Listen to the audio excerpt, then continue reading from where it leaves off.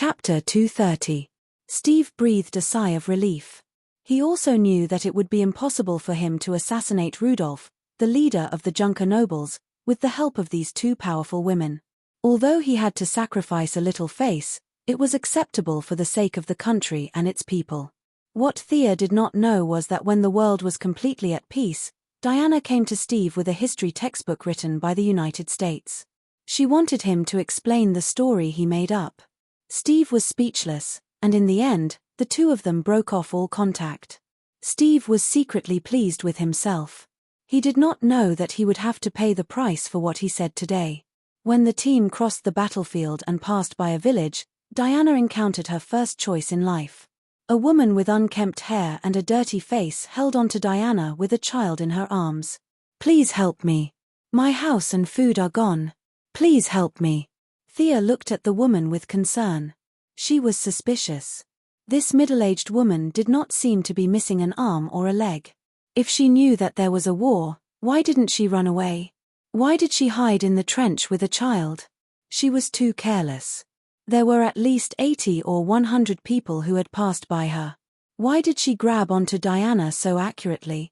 Thea could only laugh at such an unusual situation. It was not the early days of the war. Now that the war was almost over, the rear had been stabilized. This woman only needed to run 10 miles to the west and she would be completely safe. However, she pretended to be a quail and hid in the trench at the front line. "We should help her."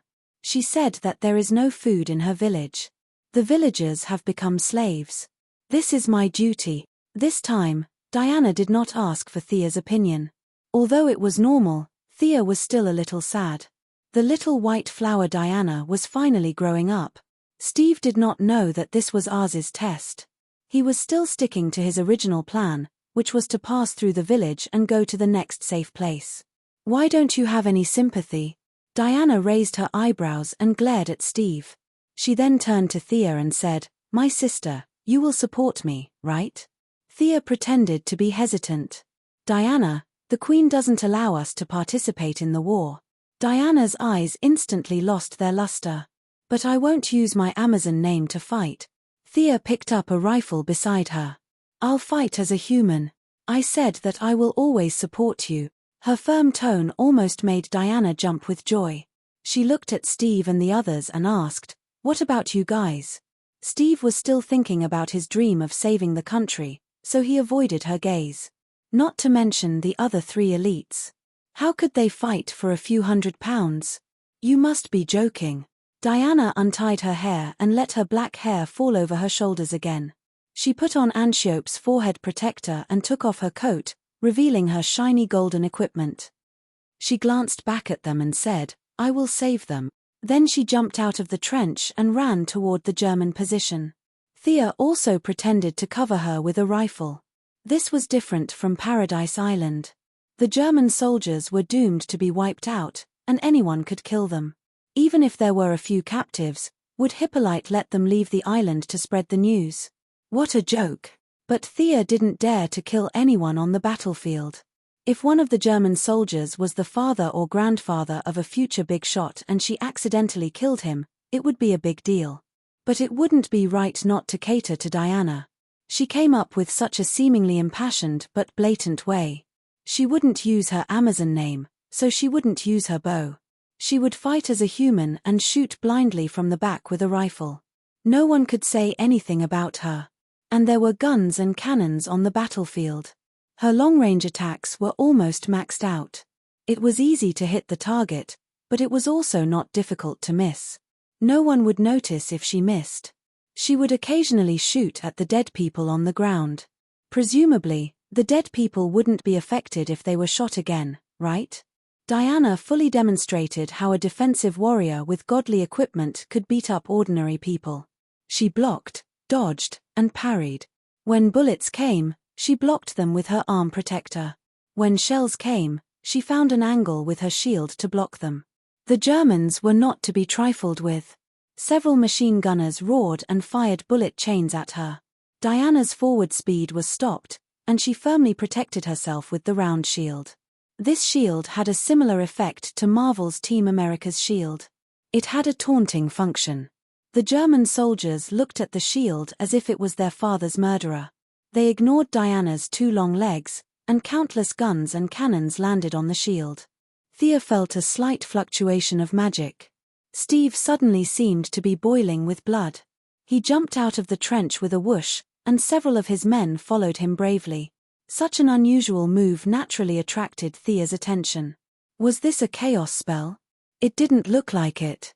Thea opened the Eye of Horus and scanned the top of Steve's head. He, there were countless people fighting in the shadow. This was the god of war's domain. It seemed that Ars had done something to him. Thea did not intend to destroy Ars's spell. Now that Steve had a small blessing from the god of war, as long as he did not jump into the barrel of a cannon, he should not die.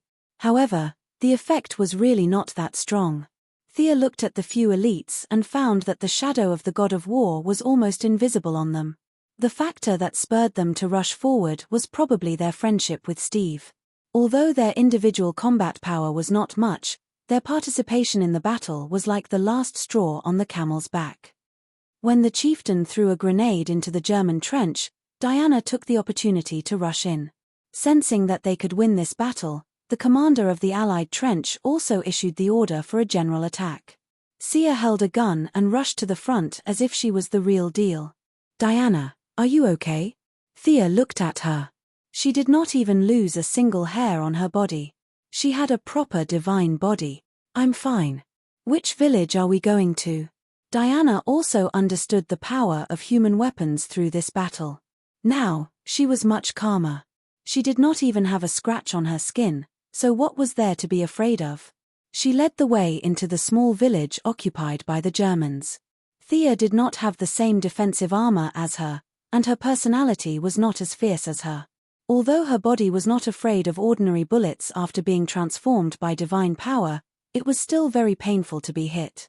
The two kept a distance and rushed into the village. The following battle was very satisfying for Diana, but for Thea, it was very restrictive. This German soldier was full of vitality and did not seem to deserve to die here today. This boy looks so young and has a great future ahead of him. Spare his life. In the end, Thea simply stopped fighting. She called the villagers who were hiding in their homes to come out quickly. Using her strong mental power, she led a large group of villagers to flee. There were so many people that Diana gave up fighting and kept covering her as she led the villagers away from the battlefield. Chapter 231. Leave this to me. You go and deal with the enemy. Thea's original intention was not to disrupt the course of history, and at the same time, she wanted to make her presence known. Whether the villagers lived or died had nothing to do with her. She just wanted to act as if she loved life. With Diana, a fierce defensive warrior, coming over, how could she happily slack off? Sending Diana to the front to kill the enemy was the right thing to do. Then be careful. Diana did not know about her various concerns and only thought that she was really helping her solve her worries. She was touched and rushed into the German stronghold like a gust of wind. She slashed with the sword in her left hand, smashed with the shield in her right hand, and rushed up to kick the enemy when she saw a flaw in their defenses. Thea, who was outside, naturally saw Diana's lithe, beast-like figure. Wherever she went, people died and were injured. Those who were slashed by the fake Godslayer were not so bad, but those whose faces were smashed by the shield were more miserable. Of course, the most unlucky ones were those who were kicked more than 10 meters away and vomited their internal organs. Steve acted as a human lift and helped Diana jump 10 meters into the air. After taking care of the sniper at the village's clock tower, the battle finally subsided. Thea saw that the battle was over, and the few remaining German soldiers ran away. She also ended the farce of leading the villagers to escape, but in reality, it was a bit like an eagle trying to catch a chicken. She also deliberately arranged for the villagers to rest, delaying them for a few minutes and avoiding the photo session. These villagers were also careless. The enemy was not far away, and the village was almost completely destroyed by Diana. Taking photos in the midst of the rubble, a group of people celebrated noisily. As the saviors of the world, Diana and the others were clustered in the middle of the village and took a photo that would be passed down for hundreds of years. How is it? Does it feel good to be the savior of the world? Thea thanked a few villagers who wanted to invite her home as a guest and came to Diana, who was standing alone in the ruins. Those Germans are also very weak, almost as weak as these villagers. Why didn't the villagers resist? Is it because of the weapons? Diana pointed at the hundreds of villagers who had rushed out of the square. She was puzzled. There were many strong men here. Why did they hide during the battle just now? Based on her understanding, if this incident had happened on Paradise Island, there would have been a bloodbath. These villagers were all in good condition, so why did they not have the slightest bit of resistance? Humans are very complicated. They can't be measured by simple good and evil, cowardice and bravery. Some people are weak all their lives, but they are not bad people. Some people never hesitate, but they are not good people. Thea gently brushed her cheek, wiping away the dirt on her face.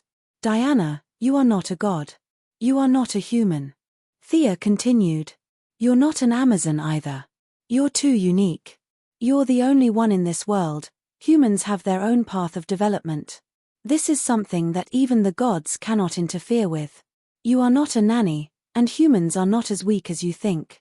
You can't blindly use your power to help them. What you should do is to uphold the justice in your heart. Thea knew that changing her beliefs was not something that could be done overnight. Her outlook on life had been forged by Hippolyte for 5,000 years. It was not good or bad. It was just wishful thinking. In the days that followed, Diana fought on the front line, but she did not understand her own heart. After Darkseid's death, Superman and the others ascended to godhood. Superman was the god of strength, Batman was the god of knowledge, and the Flash was the god of death. Even a brat like Shazam was given the title of the god of gods. What was so special about him? Diana was the only one who did not gain anything. She was still the same as before. Was it because she did not work hard? Was it because she was slacking off during the battle? No. Thea felt that the problem was that she had never found her own heart. The blessings of the gods had raised her vision and ability, but it also deeply restrained her development. Compared to Superman's strength, and compared to Batman's wisdom, she could not compete with anyone. Of course, her average was much higher than the average superhero, which was why she could fight until the end. If she could always carry out the beliefs that she protected, it would be fine. However, she was ostracized by the various ugly phenomena of human society. In the end, she was almost exiled to the Louvre to become an expert professor. Thea now wanted to help her strengthen her beliefs. The god of strength and knowledge was a little extreme and did not suit Diana's personality. Would the god of protection work? Would the god of justice work? However, thanks to the blessings of time travel, Thea could not say much. She could only briefly reveal her thoughts. Protect. Mother said so too. Since you all said so, I will persevere.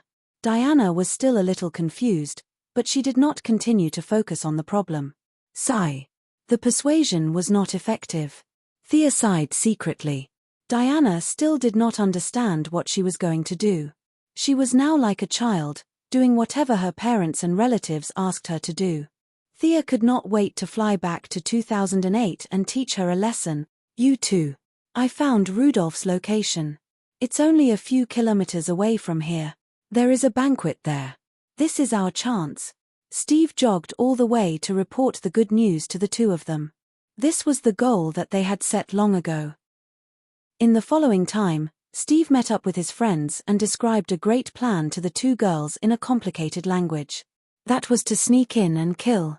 Killing one would be enough for them to kill two and make a profit. According to Thea's understanding, this was to jump in and kill Rudolph. As for the rest of the plan, Captain Steve did not even think about it. Are you so sure that once the German general is dead, no one will release the poison gas attack? Thea forced herself to hold back her words. This guy was so retarded. In order to transform into the cunning and steady leader of the Sky's Eye Society 100 years later, how many setbacks had he suffered in the past 100 years? To prevent any accidents, Thea had been studying Constantine's magic book for the past few days. She was going to erase Steve's memory of her before she left this world. Based on the way the ninja master bullied Malcolm, she also concocted a kind of herbal medicine and added a drop of it into Steve's diet every day. With this two-pronged approach, no one would be able to find out that something was amiss. Even if they did, the memory would be completely erased.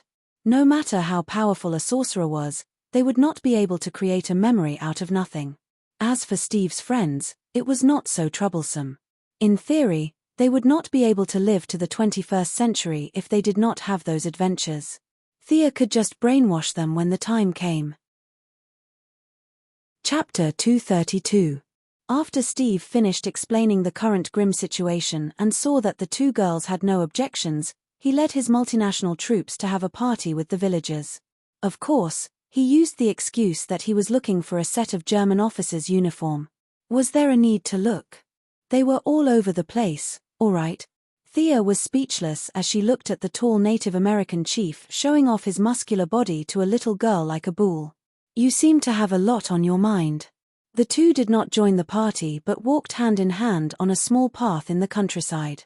Diana saw Thea's unnatural expression and immediately asked, "I?" Thea hesitated for a moment but decided to tell the truth. "After the battle with ours, I'm going back." Going back? Diana was not Hippolyte. She did not have a god king to accompany her to watch the stars and the moon. For a moment, she was stunned by Thea's words. "Yes, I'm going back to where I came from.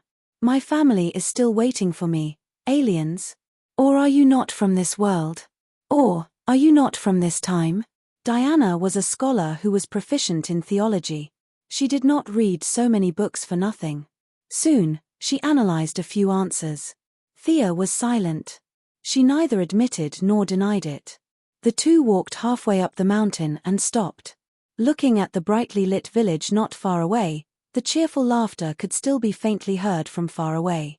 "Will I ever see you again?"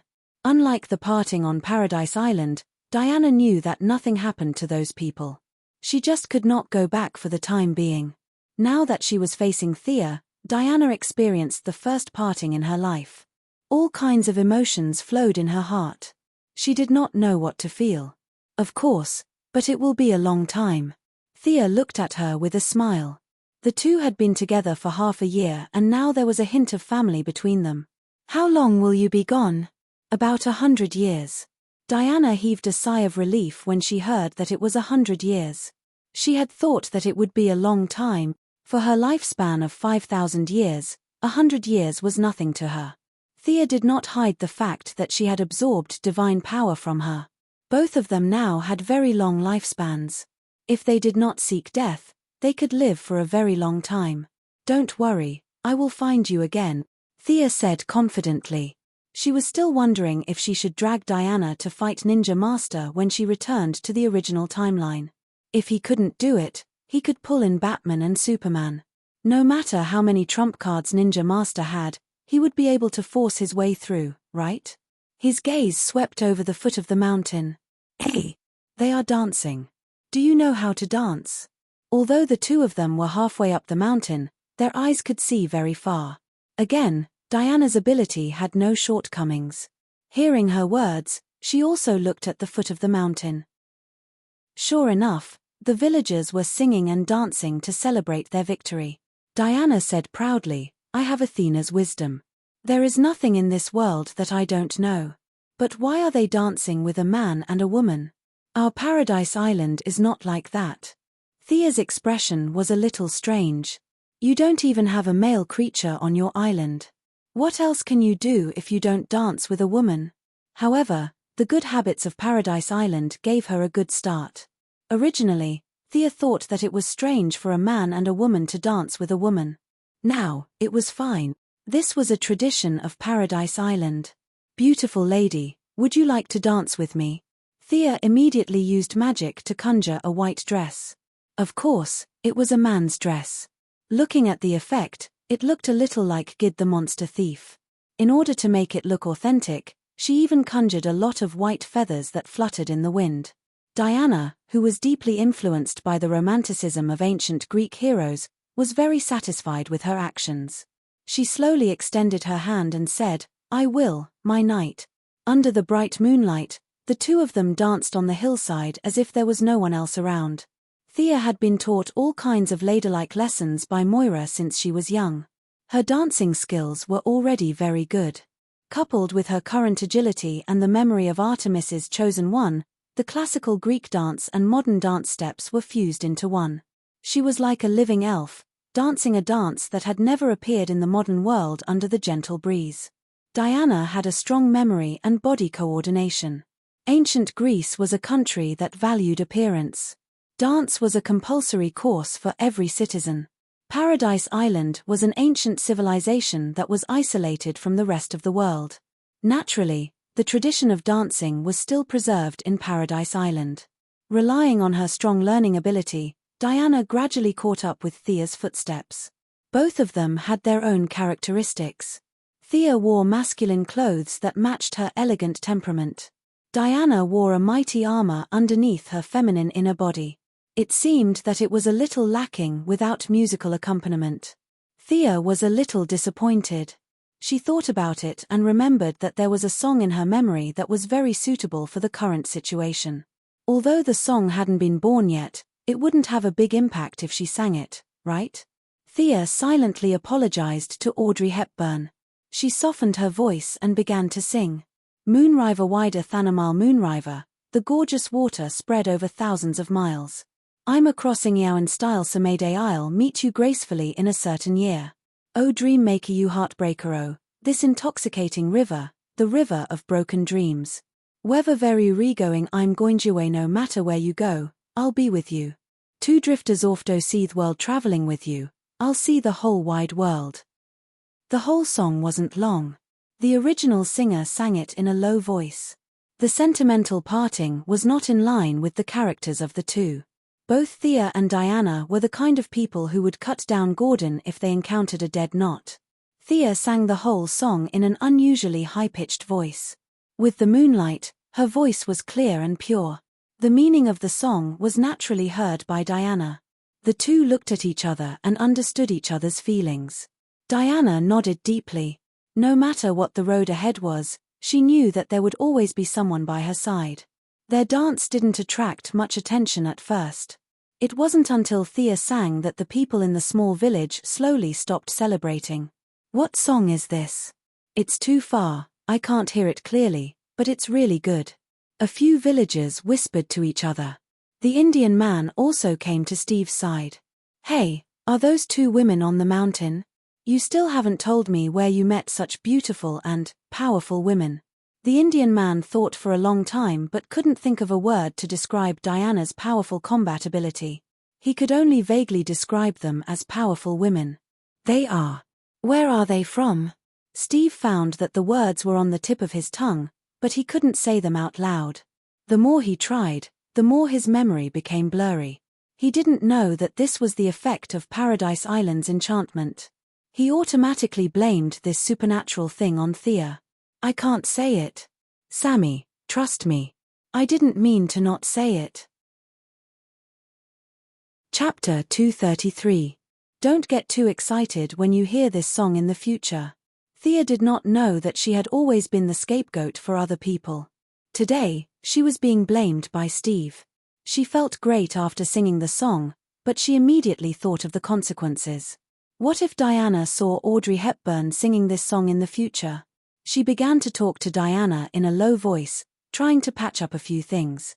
I've never heard this song before, and it's so good.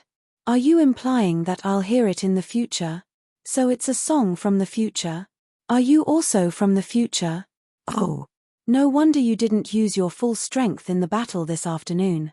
Diana was naive, but not stupid. With so many clues, it was easy for her to analyze the truth.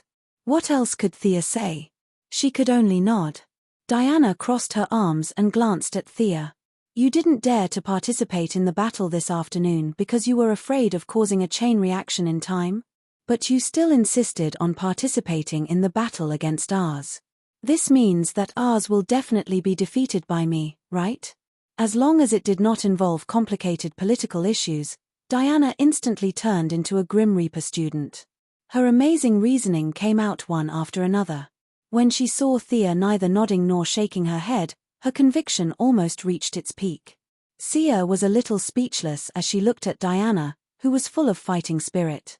She did not expect that such a reasoning would strengthen her belief in winning. It could be said that it was an accident, or it could be said that it was historical inevitability.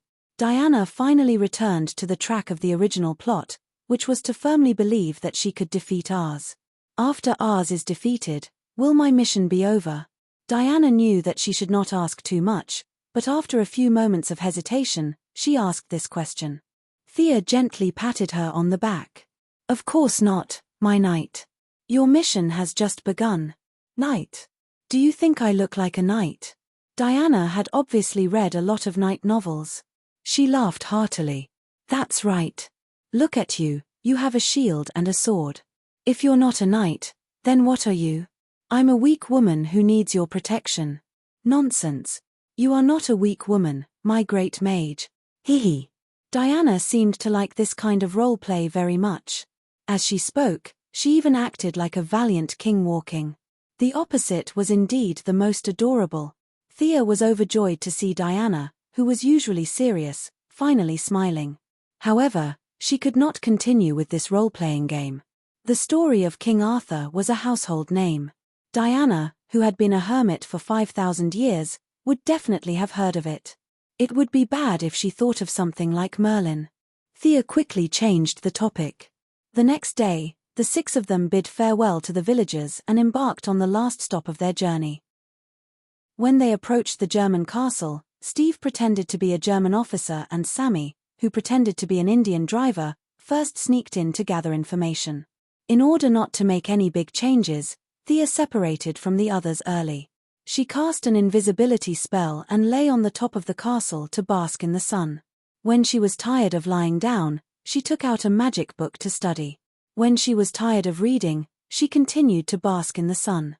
She was not going to participate in the later part of the story. She was fine as long as she was nearby when Diana and Ars fought. After all, Boss Zeus' arrow was automatically charged. At this time, she was happily flipping through a book with a strange name.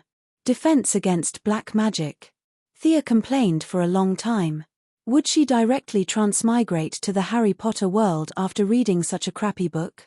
Unexpectedly, after just 3 pages, a vague message came from the elk in the space ring. The goddess wants to see me. The goddess was the goddess of the night. She probably did not like the sun. Thea quickly flew down from the castle of an old noble in Germany. She walked into a dense forest and stood there with a serious expression, waiting for the goddess's inquiry. What? The goddess doesn't have enough magic power. She needs my magic power. When Thea stood there obediently for 3 minutes, the elk sent her another message, which made her a little nervous. What the hell? She needs my magic power to talk to me. Is it a two-way charge? She doesn't have the spirit of keeping up with the times. Although she was a little dissatisfied, considering that the goddess didn't give her any responsibilities and instead gave her a lot of benefits, Thea still followed the elk's instructions and poured a small part of her magic power into the ring. After a moment of dizziness, Thea came to the high-dimensional space she saw last time. However, the space was not as stable as last time. Thea waited for a full 10 minutes before the goddess appeared from somewhere like an old television with bad signal. Your Majesty. Hello, Thea Quinn, my chosen one. I didn't expect that we would meet again so soon. The goddess's voice was as crisp as ever. I'm looking for you this time to ask you for a favor. The goddess was a little embarrassed as she spoke. I'm willing to serve you. Thea shouted loudly. However, the goddess's next sentence made her confidence plummet. Unfortunately, I don't have anything to repay you. Are you still willing to help me? The goddess's voice was so bleak.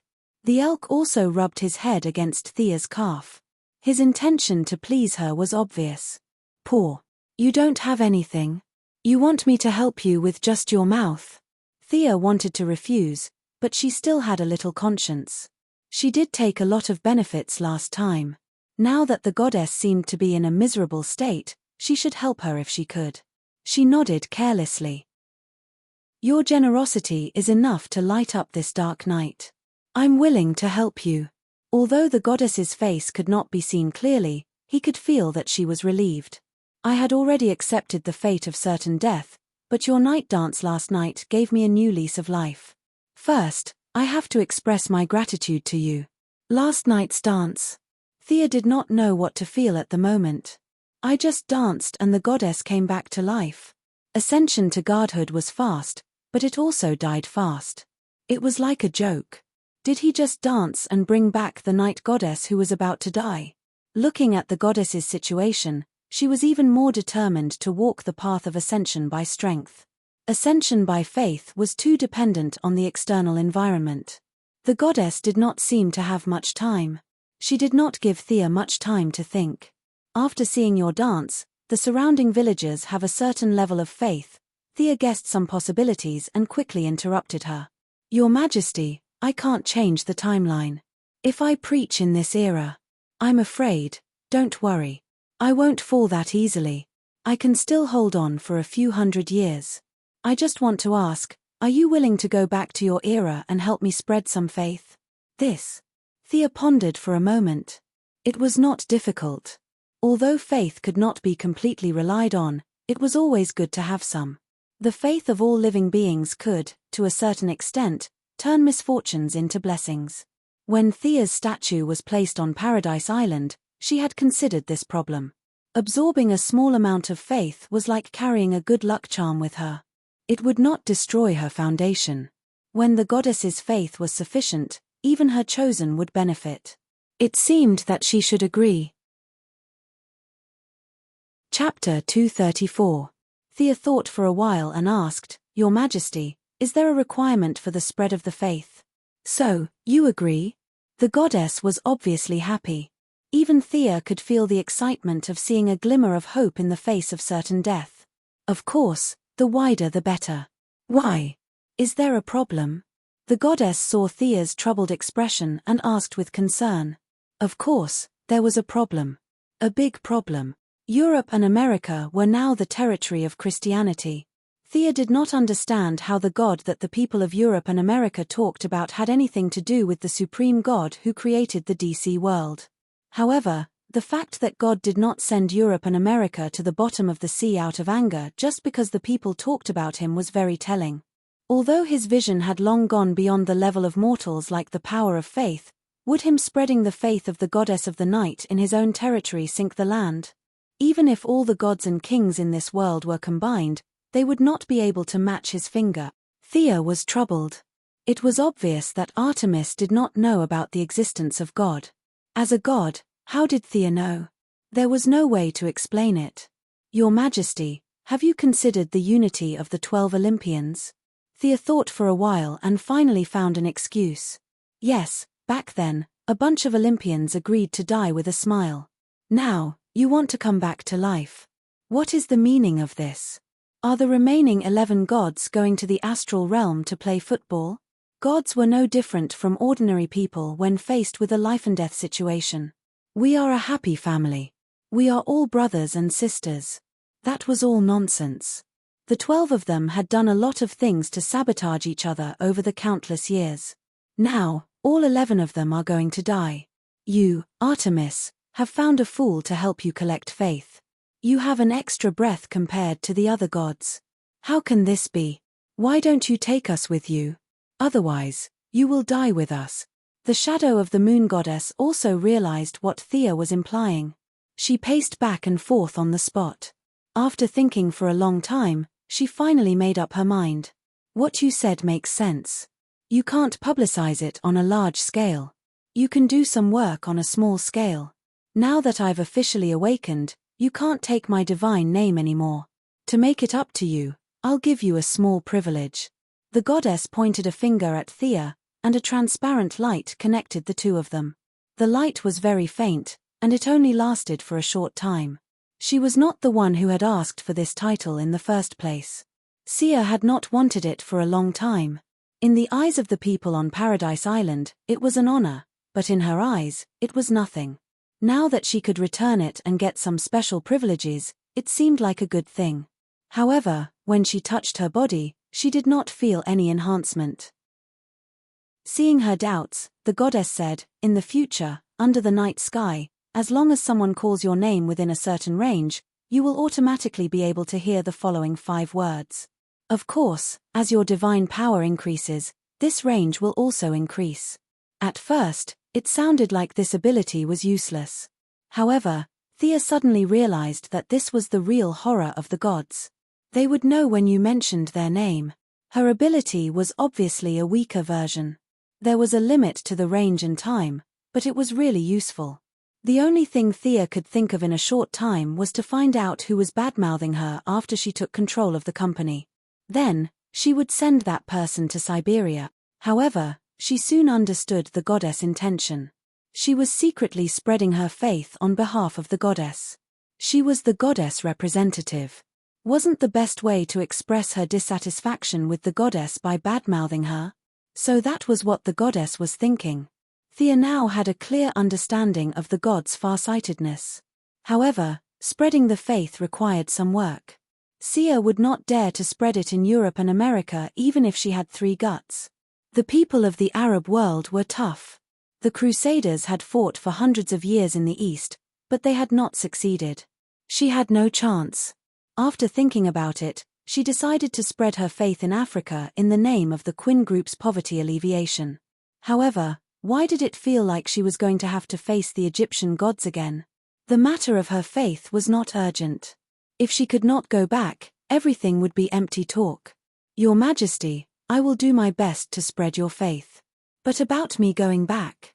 The goddess seemed to know what she was implying. She smiled brightly and said, Ars's strength is enough. Look at you, you want to join the battle too? Are you also interested in Ars's divinity of war? Go if you want to. The gods are all focused there. Ars's avatar is destined to fall today, and his main body's line of sight has been blocked by the gods.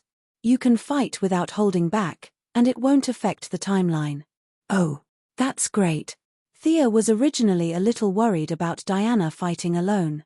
Now that she heard that it would not affect the timeline, she was instantly in high spirits. Then, Your Majesty, I will join the battle. Go, my chosen one.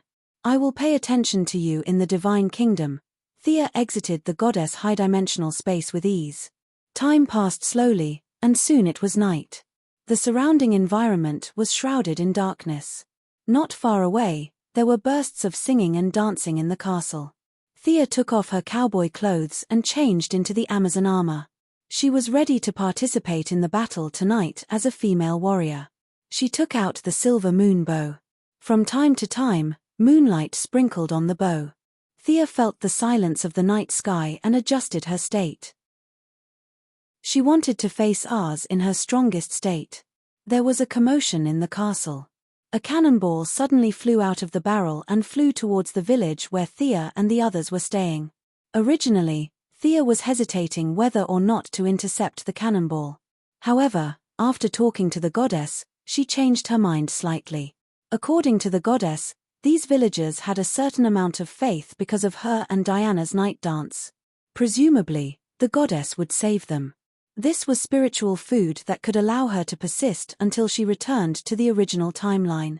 No matter how cold she would not joke about her own life, right?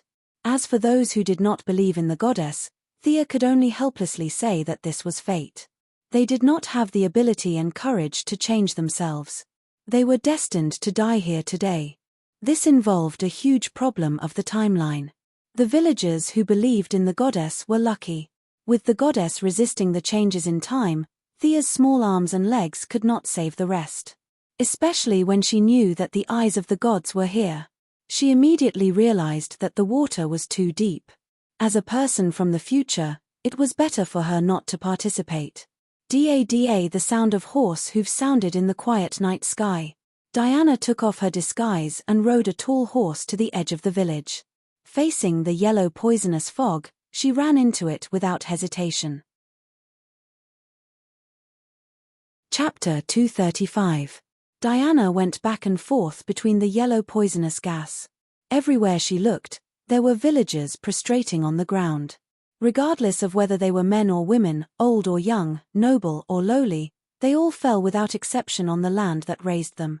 Was all of this inevitable? Why didn't you stop it? Diana walked to the central square and found a figure standing there. She was overjoyed, but when she got closer, she found that it was Thea who was silently watching her. She could not help but ask loudly. Thea had been observing from a distance with the eye of Horus.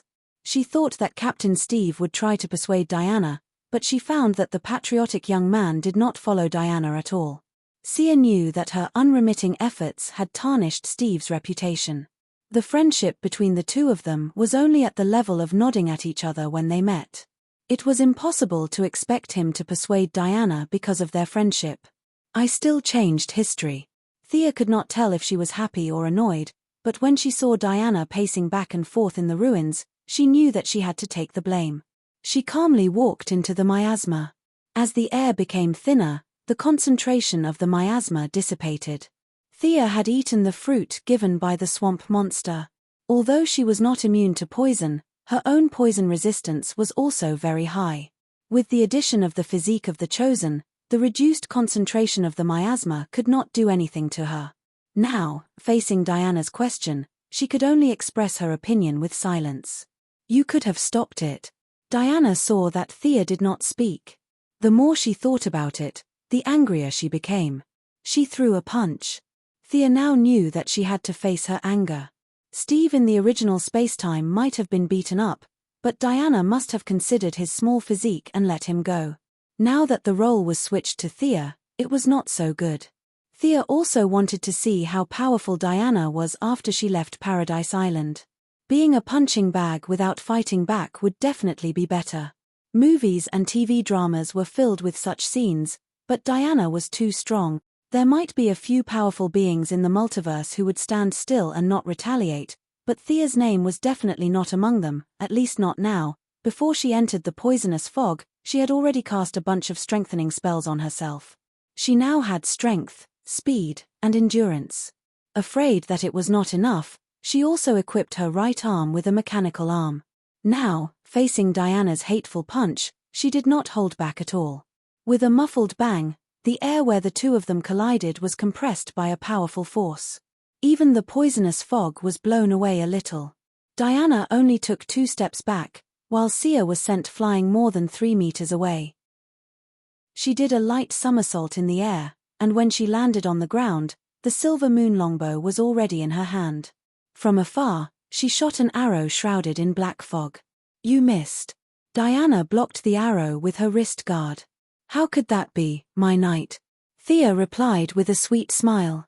Before she finished speaking, a cloud of black fog shrouded Diana. Is it the dark fog spell again? It didn't work on me on Paradise Island. Have you forgotten? Diana was not affected by the black fog at all. When she saw Thea taking out her divine bow, she also drew her sword and shield, ready to face the arrows that were coming. Thea did not continue shooting. Instead, she drew a beautiful incantation in the air with her right hand and cast a second stage spell that she had invented herself. Black Fog Immobilization. This spell used the original black fog to form a new spell structure. It almost caused Olivier to have a nervous breakdown on Purgatory Island.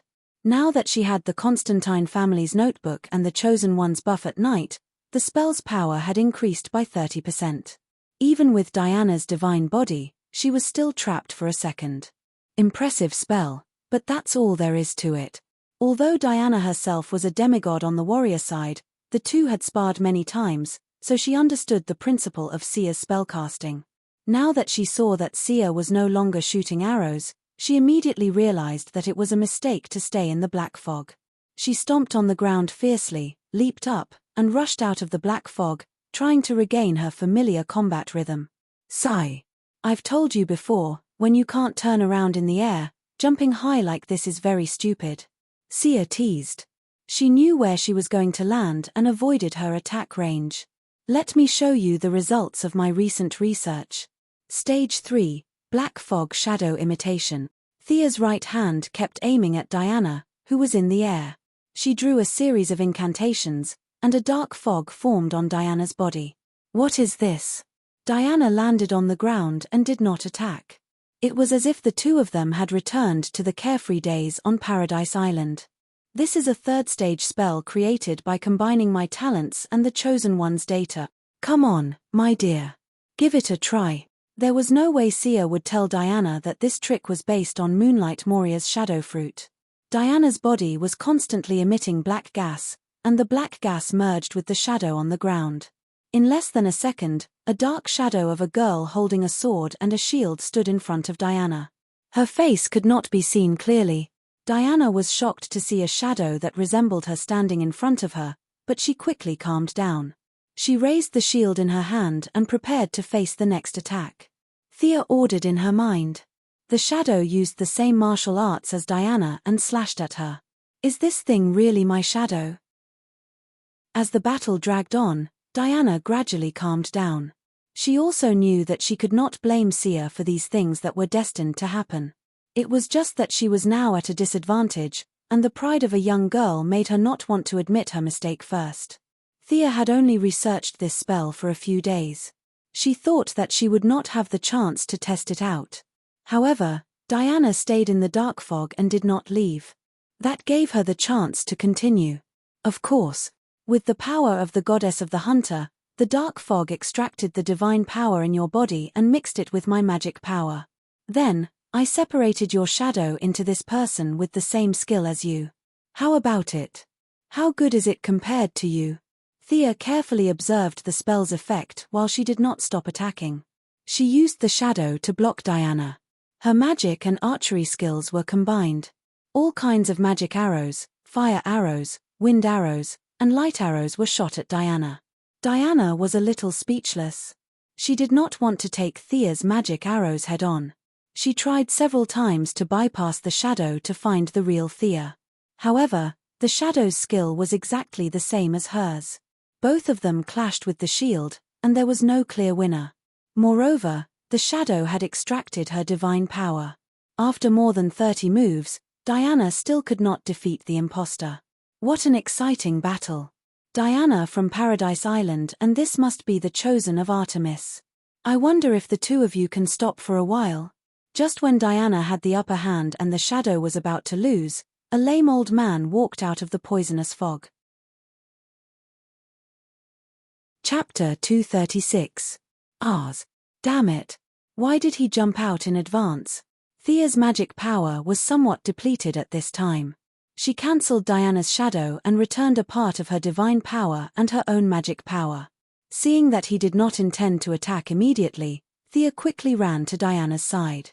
The two had no conflict, it was just that Diana threw a little tantrum. Now that the enemy was in front of them, it was most reassuring to be by the side of DC's #1 defense warrior. How did he get in? Diana naturally would not draw her sword against Sia. The two of them really had a tacit understanding of quarreling at the head of the bed. Now that she saw Ars staggering in, she was a little dumbfounded. Although the poisonous fog that shrouded the village had dissipated a little because of the battle between the two, at most, the color had changed from dark yellow to light yellow. How did such a lame old man come in? Thea was also thinking, did he not want to pretend anymore? He just swaggered in. Why did he pretend to be a lame man when he could walk in? Was he too immersed in the act? In fact, since the gods blocked the vision of his body, it did not matter what Thea said. But when she thought of the universal truth that villains died because they talked too much, she swallowed the truth back. Ars was still pretending to be a lame man.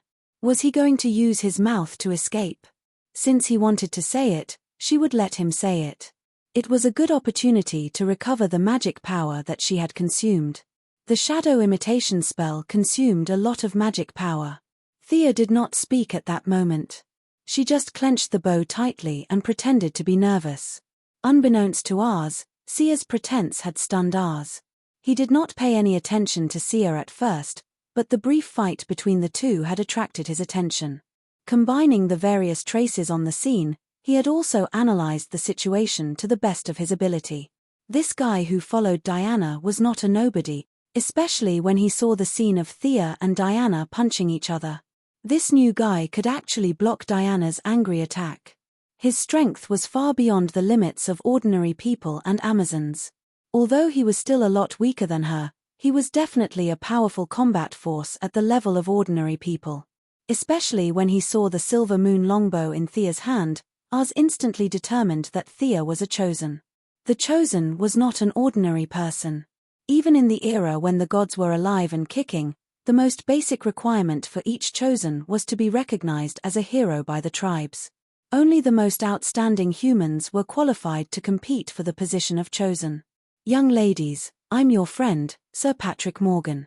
We met in London. Although Ars thought highly of Thea, the arrogance of a god still placed his attention on Diana. He smiled and took off his hat in a very gentlemanly manner. You're not a mortal.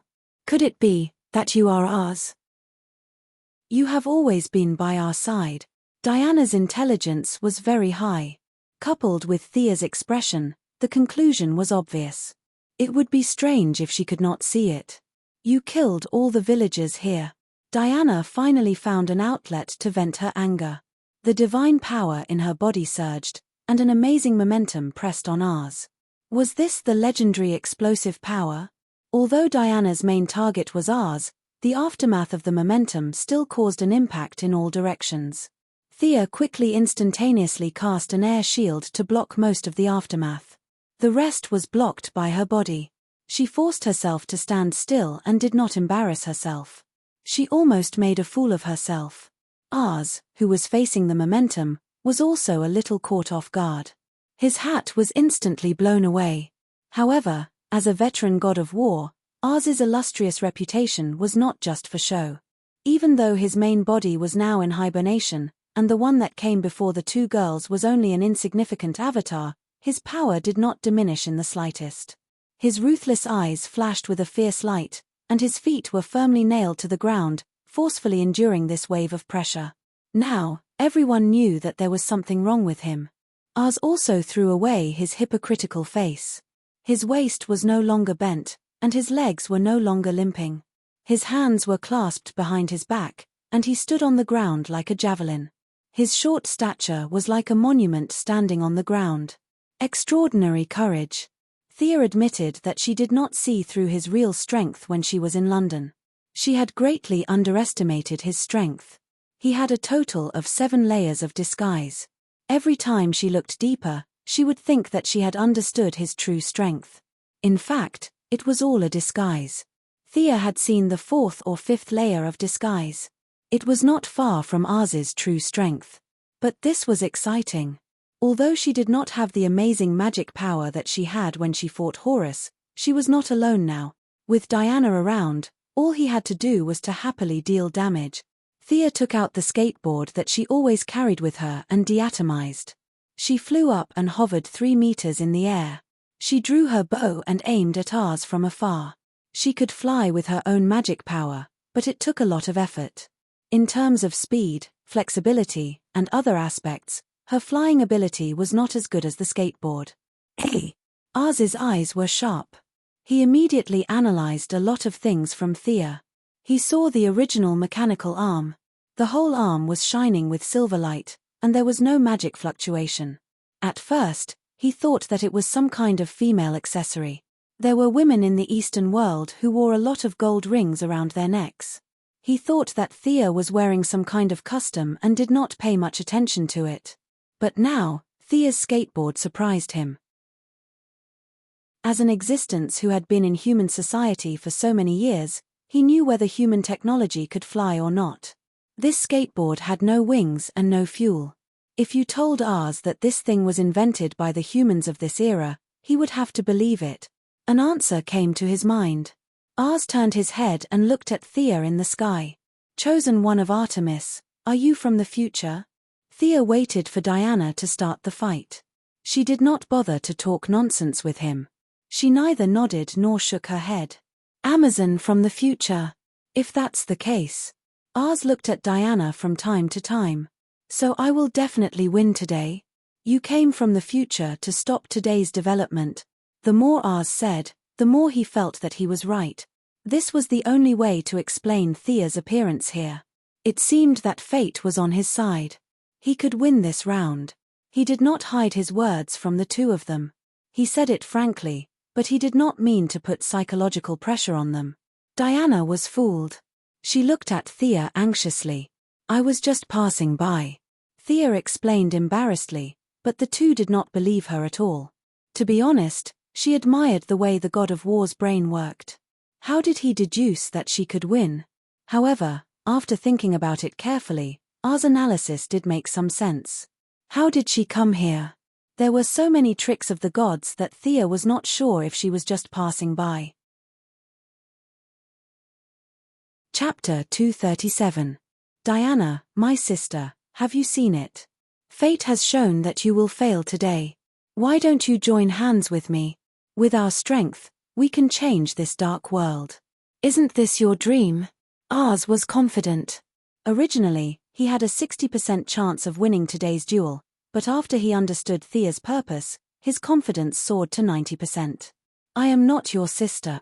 Perhaps humans have all kinds of imperfections, and the greed of those in power is not worthy of my help. Diana's words brought a hint of joy to the corner of Ars's eyes, but her next words made Ars's face darken. But I am Diana. I have received the blessings of the gods, and my mission is to protect humans. Although I have not found my true nature, this is what my mother and everyone expect of me, Diana said as she looked at Thea. Their eyes met in the air, and they both understood each other's intentions. I will not let them down. For the sake of the innocent people in this war, evil god, today is the day you die.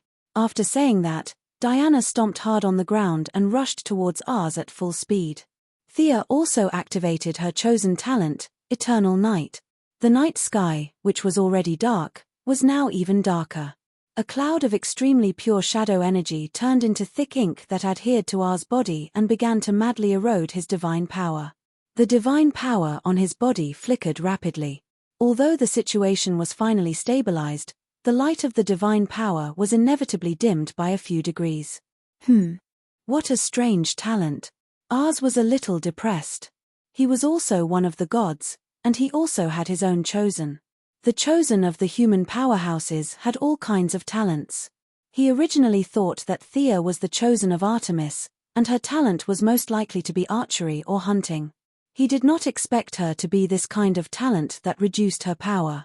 Especially when he saw that Diana and Thea's divine power had increased greatly, and his own had decreased slightly. Thinking about the teachings of Artemis, he finally figured out the mechanism of this talent. This was a magical enchantment that discriminated against men. All the men in the area were weakened, and the women were strengthened.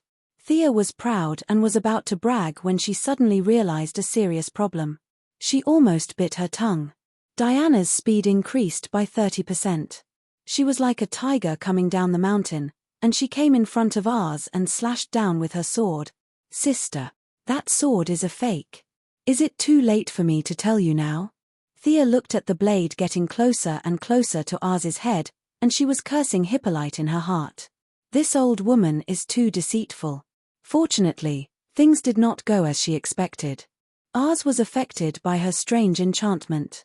Although he relied on his divine power to resist part of the debuff, his own strength was still reduced by 15%. On the other hand, Diana's strength increased by 30%. With one buff and one debuff, the strength of the two was instantly equalized. Ars's original 90% chance of winning was reduced to 60%. In the face of Diana's aggressive attack, he did not dare to take it head-on. His shoulders and legs did not move, and he stepped back 3 meters as if someone was dragging him from behind. He dodged the sword that could have turned the tide of the battle.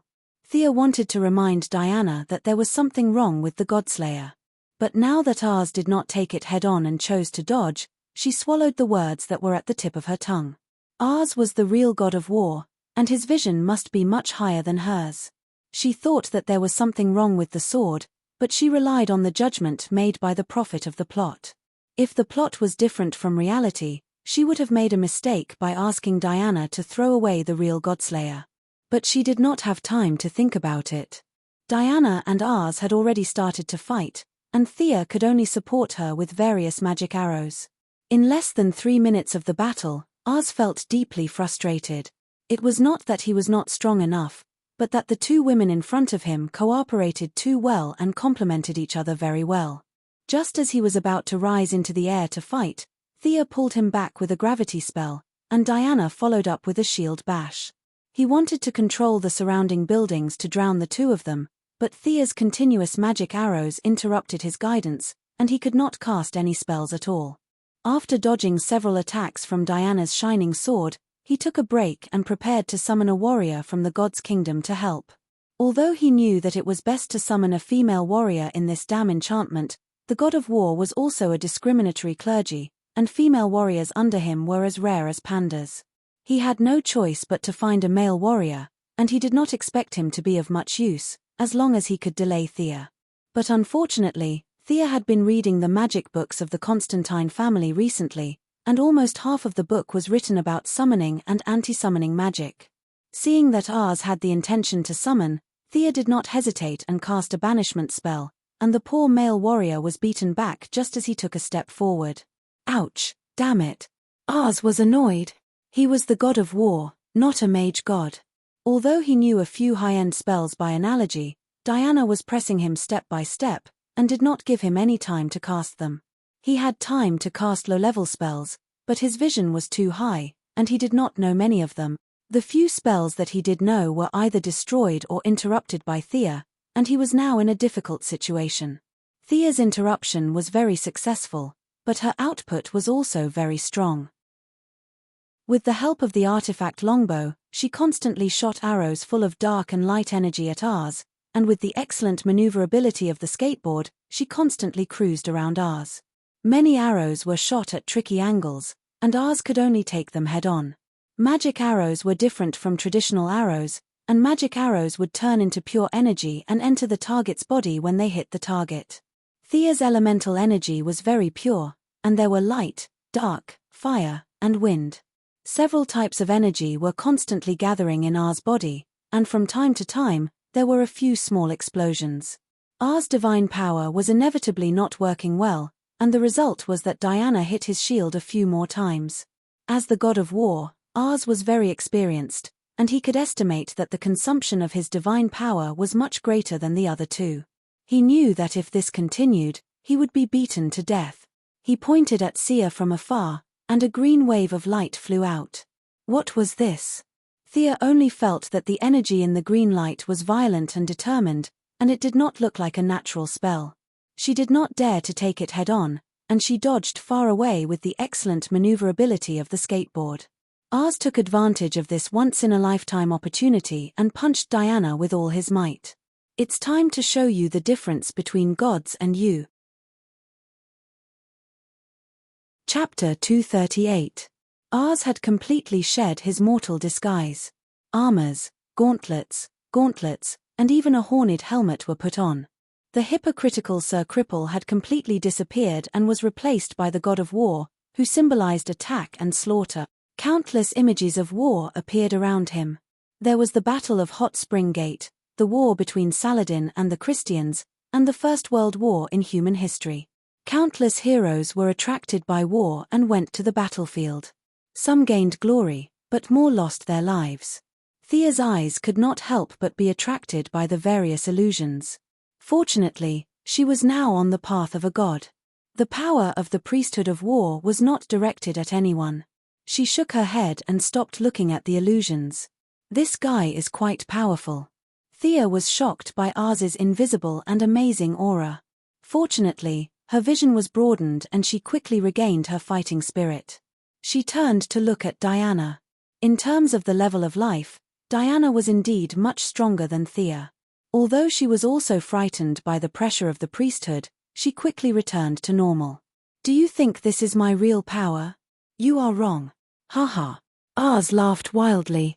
1 became 2, 2 became 4, and finally 7 Rs in full armor. Each of them was armed with a sword, a giant axe, and a warhammer. That Amazon over there, do you have any way to counter it? This is the power of a god. Put away your ridiculous spell. Haha. It could be heard that Ars had a very bad impression of Sia. He had even cast aside the main character, Diana, and mocked Sia first. Oh my god. Thea was no longer the girl in Star City who was in the late stages of persecutory paranoia. As her strength grew, so did her temper. The Ars in front of her was relying on the priesthood of war to suppress the two girls. After all, he did not come in his true form.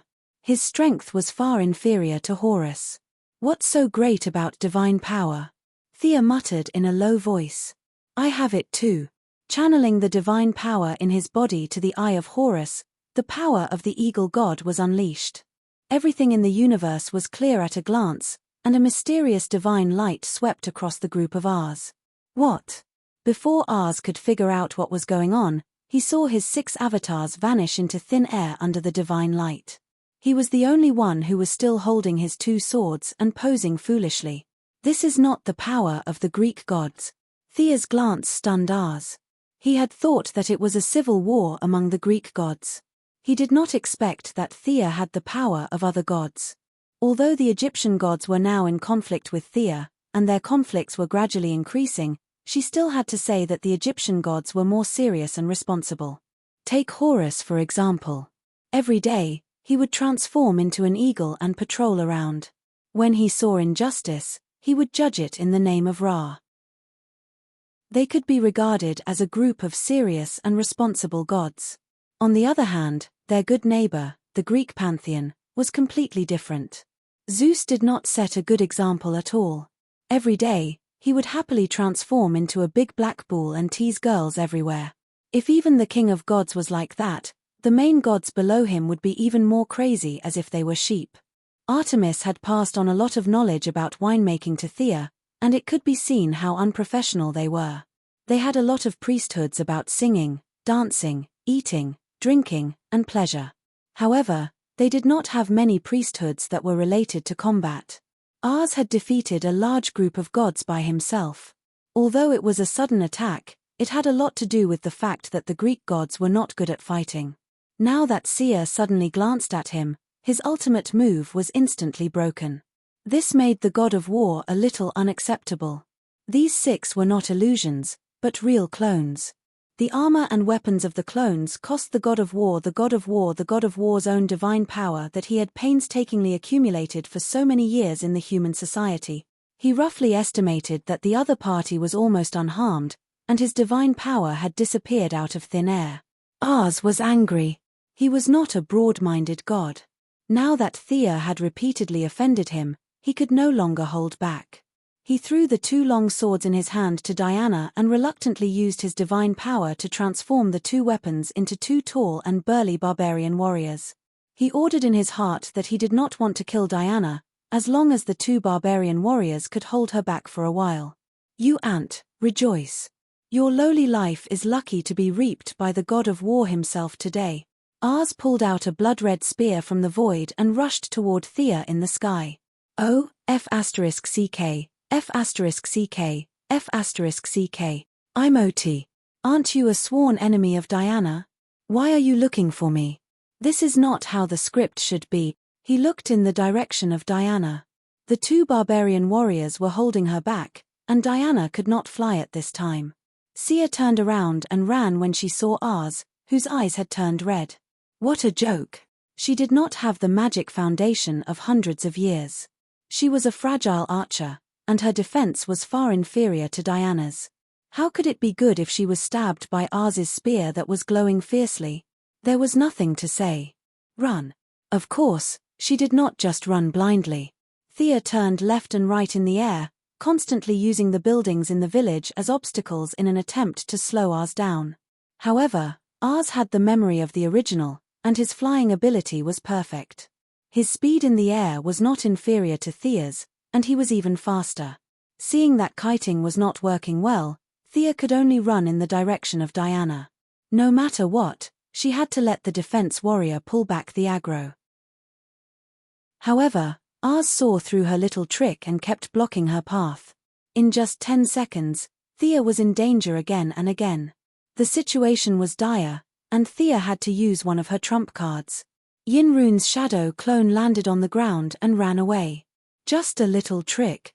Although Ars was not as professional as Horus, as the god of war, he still had the basic ability to break through illusions. He ignored Thea's shadow clone and continued to chase after the original. This was not a little trick. Thea did not expect a single shadow clone to fool a true god. Her goal was to fight 2 against 1. Due to the sudden drop in the original's magic power, the shadow clone's self-awareness had also dropped to the bottom. She did not look as agile as before, but she could skillfully use Thea's various spells. Furthermore, The eternal night would also buff her spells. All kinds of weakening spells fell on Thea's head. At the same time, she kept controlling the skateboard to carry her, and at the same time, she turned around and shot Ars with magic arrows. Cat. Diana in the distance seemed to have seen her in a critical situation and threw something from afar. Thea forced Ars back with another explosive arrow. Knowing that Diana would not harm her, she grabbed the item and was dumbfounded when she saw it. Isn't this the Godslayer sword? Diana definitely meant well, but Thea really wanted to grab her neck and ask, is this sword real or fake? Waiting online, it's urgent. Chapter 239. Thea stared at the shiny sword in her hand. She knew that it was useless to complain to Hippolyte because Ars took advantage of the gap when she was holding the sword. The two were too close, and it was too late for her to draw her bow. In the face of Ars's powerful spear, she could only muster up her energy to deal with it. In the blink of an eye, Thea dodged 4 or 5 moves. Ars seemed to be a little puzzled by her dodging and not fighting back. He thought that she was plotting something and did not go all out. However, the difference in the level of martial arts between the two was too big. Ars's god of war was a combination of the essence of countless warriors from ancient and modern times. Even if the factors such as divine power were removed, Thea's short 2 years of learning could not compare to the fusion of countless warriors in terms of pure martial arts. Even if he called the ninja master over to compete with him, he would still lose, let alone see her. Seeing that Thea's move was over, Ars's spear pierced towards her face. In desperation, Thea could only choose to block with her sword. She also made up her mind that if the sword was broken, she would immediately switch positions with the shadow clone on the ground. She did not want to use this move unless it was a last resort. The sacrifice of the shadow clone was not worth mentioning, and it could be summoned with a little stamina. However, without the help of the skateboard, she could not outrun Ars. Clang! The sword and spear collided. Although Thea's strength was suppressed to the extreme, the sword was as good as new. There was no trace of it being broken. Was this the real Godslayer? Thea could not understand the original plot now. Why was it that when Diana used it, it was broken by Ars's hand, but when she used it, it was fine? She did not believe that Thea was the destined protagonist. She only knew that there was an inside story that she did not know. With a nervous heart, she exchanged a few more moves. There was no problem with the sword at all. There was even a faint feeling of joy from the sword. What was going on? Thea had asked Diana before, but she did not feel any emotion from the sword. Although the sword would not break into pieces for a while, Thea could fully display her martial arts skills. However, her skills were still far from Ars's. Even though Ars didn't know whether the sword was real or fake, when he saw that Thea had started to fight back, he knew that he was wrong. Thea didn't have any ulterior motives. Ars threw away all his worries and started to attack Thea quickly. He wanted to send his doppelganger to help Diana deal with the 2 barbarian warriors before coming to her aid. However, Ars's attacks were getting faster and faster. Without the support of her doppelganger, Thea would not be able to last more than 30 moves. Thea barely managed to block Ars's sweep. With the help of her opponent's strength, Thea was finally able to put some distance between them. Fandral. Buy me some time. Sia aimed her right hand at Ars and released the elk from her ring. The elk was also very experienced in combat. She didn't need to say anything. It grew bigger and charged at Ars in an instant. Its sharp antlers pushed against Ars and it ran a few miles away. Thea floated on the ground and faced her doppelganger. She was ready to cast a spell that was far beyond her current ability. Shadow Labyrinth. She began to chant the spell in a low voice, while her doppelganger continued to gather energy and draw magic lines. This spell relied on the talent of the Chosen One, the assistance of the doppelganger and the magic arrow of the divine longbow. Finally, Thea completed the spell when the elk was about to cry out. In order to cast this spell, her magic was almost exhausted. She recalled her doppelganger and finally regained some of her mobility. After attaching the magic to the arrow, he sensed the location of the elk and opened the Eye of Horus. He saw Ars rushing towards him. Then, he arched his body and pointed at the sky, aiming at Oz from a distance and shot the arrow. She had fired the arrow using the light arrow technique. The speed of the arrow was close to the extreme. With the help of the divine power of the Eye of Horus, the arrow pierced straight towards Oz' heart. Oz was a god after all. He had rich experience in fighting enemies. He didn't expect Thea's arrow to be so fast. He only reacted when the arrow was in front of his eyes. The violent friction between the dark energy on the arrow and the air almost brought out lightning. It was obvious how dangerous this arrow was. With countless years of combat intuition, his body instinctively took a step to the side. This magic arrow, which represented Thea's current highest level, pierced through the right side of his chest plate. That's all. Sigh, what is this? Oz was actually severely injured, but his pride did not allow him to be defeated by mortals. Even if he was defeated, he did not want to lose and continued to roar.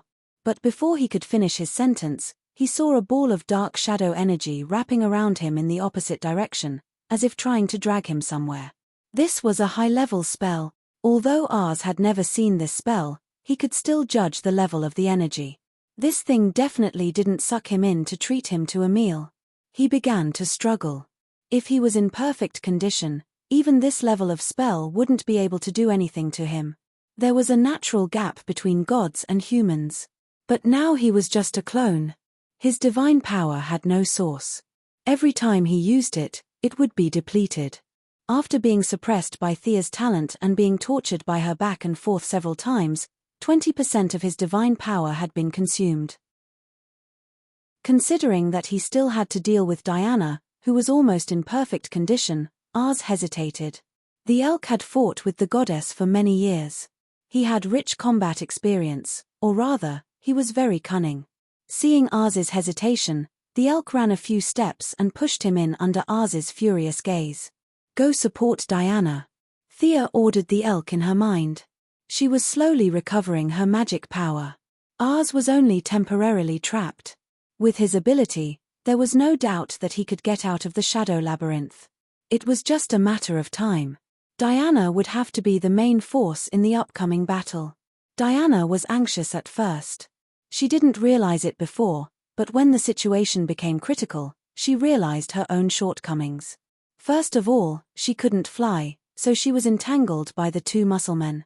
Second, she didn't have any powerful moves. Although her shield had swollen the two barbarian warriors' faces, the actual effect was not great. Now with the help of the elk, he quickly got out of the predicament. He took out the lasso of truth and threw the two people on the ground with all his strength until they turned into white smoke and disappeared. He felt that he had vented his anger. Thinking of Sia, he hurriedly ran to her side. Are you okay? Seeing that Diana didn't ask Oz but asked her first, Thea was happy. What did this mean? It meant that the strategy was successful. But she also knew that now was not the time to joke. Oz could come out at any time. Thea wanted to return the Godslayer to Diana, but she didn't expect Diana to wave her hand. The Godslayer wanted me to throw it to you. It chose you. You are its real master. Chapter 240. What? The fake sword has recognized me as its master. Thea scrutinized the sword that was still emitting a golden glow. She did not know how powerful the sword was, but its appearance was definitely top-notch. Seeing that Thea was observing the sword, Diana was reminded of Oz. She nudged her with her elbow and asked, "Hey, where is Oz? Wasn't this supposed to be a fated battle? I've waited for 5,000 years to deal with him, and all I did was hit two muscleheads. I didn't even hit him twice, and he's gone. He's trapped by my spell. With his ability, he will definitely come out. However, the flow of time is different inside and outside, and you're dead meat." Before she could finish her sentence, a blood-red halo flashed past, and Oz jumped out with two big swords in his hand. Thea had the chosen one talent that prevented her from being ambushed in the dark. She had been guarding against Oz for a long time, so she jumped away without hesitation. Diana was furious, and when she saw Oz jump out, she swung her shield at him without hesitation. Bam! A muffled sound rang out as Oz was sent flying for more than 5 meters. "Huh!" Thea, who had been chased by Ars for more than 10 minutes, had the right to comment on Ars's strength. This guy seemed to have weakened a lot. However, before she could think about it, a dark grey minotaur in leather armor jumped out of the red halo with a big axe in its hand. "Minotaur, quick, attack the one that can fly with me." Ars ignored Diana as usual, and was ready to kill Thea first. Just as Thea was about to jump into the air to avoid the attack, she heard the Minotaur whisper in a voice that did not match his image. "Why? Won't our mission be completed if we send you out of the maze?" "Hey!" When the Minotaur opened its mouth, its voice was weak. Thea then realized that the Minotaur was actually a cow. It seemed that Ars had spent a lot of effort to deal with her, but it seemed that this creature was not on the same side as Ars. Sure enough, Ars almost fainted when he heard Cow's words. His current appearance was far from good. His helmet was gone, and burn marks could be seen on the left side of his face. The armor on his body was also severely damaged. The damage caused by the maze spell was much greater than Thea had imagined. Originally, this spell required the mage to construct a maze with their own magic power. The higher the mage's intelligence and magic power, the larger the maze. The spell that Thea had passed down was more of a divine spell than a spell. She didn't have to worry about the construction of the labyrinth, the most crucial part of the spell. The goddess had already built it. Of course, this maze was not built solely for Thea. It was a maze shared by all the chosen and high-grade priests. Since it was built by the goddess herself, it fully embodied the characteristics of several divine powers. Big, wide, deep. The goddess was quite nice to the believers under her care. Whenever there was an enemy that the believers could not defeat, they could throw them in. After that, the goddess would suck the enemy into her divine kingdom and deal with them personally. Artemis was the goddess of the hunt. With the restless nature of the Greek gods, she often wandered in the multiverse. Whenever she saw a small animal with a strange skeleton, she would throw it into the dimension and slowly train it when she had time. For the goddess in her prime, small animals were definitely not little rabbits or kittens. However, this goddess was a little forgetful, and the twilight of the gods came a little too quickly. The powerful monsters in the dimension were not cleaned up by anyone, and they multiplied automatically. When Comrade Ars was pulled into the maze, he happened to encounter 3 small animals. They were 3 black dragons that were known for their bad tempers. Their leader, Daddy Dragon, was at least 100 meters long. Daddy Dragon was in the cave teaching young Master Dragon how to hunt. A cloud of black fog flashed, and Ars was thrown out with a spear. Daddy Dragon did not even see the appearance of the person who came, and he spat out a mouthful of fire. Mommy Dragon and young Master Dragon followed closely behind, and they greeted Ars with their claws and fangs. Poor old cripple Comrade Ars. Thea had just pierced a big hole in his chest, and then he was sucked into this damned dimension. The dimension passage had not been repaired for a long time, and he was thrown out while stumbling.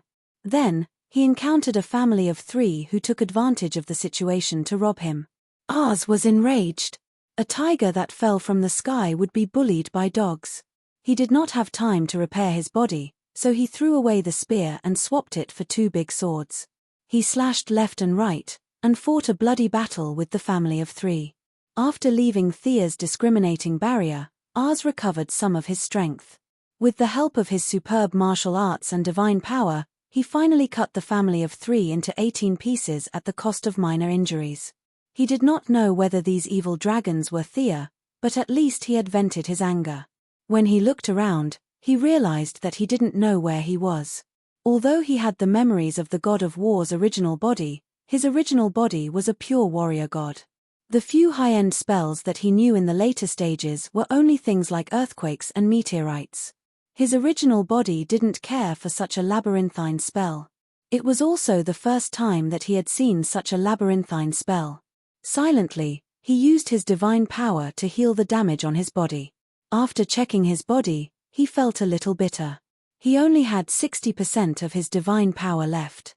When he cut down a school of flying fish and a lion as big as a mountain, he finally understood the principle of the spell. Isn't it just a maze? What's so great about it? He did not know that the vision of his original body was blocked by the gods. He tried to contact his original body several times, but there was no response. Helplessly, he could only use his own divine power to summon the descendants of Minos from the holy kingdom of Hades, who was on good terms with him and was excluded from the position of the 12 main gods. He used their racial talents to escape from the maze. In order to teach Thea an unforgettable lesson, he specially chose a cow. However, he guessed the beginning correctly, but not the ending. This cow looked honest, but he did not expect her to be an idiot. Her intention to refuse to participate in the battle was obvious. "How dare you betray me?" Ars did not have a good day today. Now he felt that his eyes were about to explode.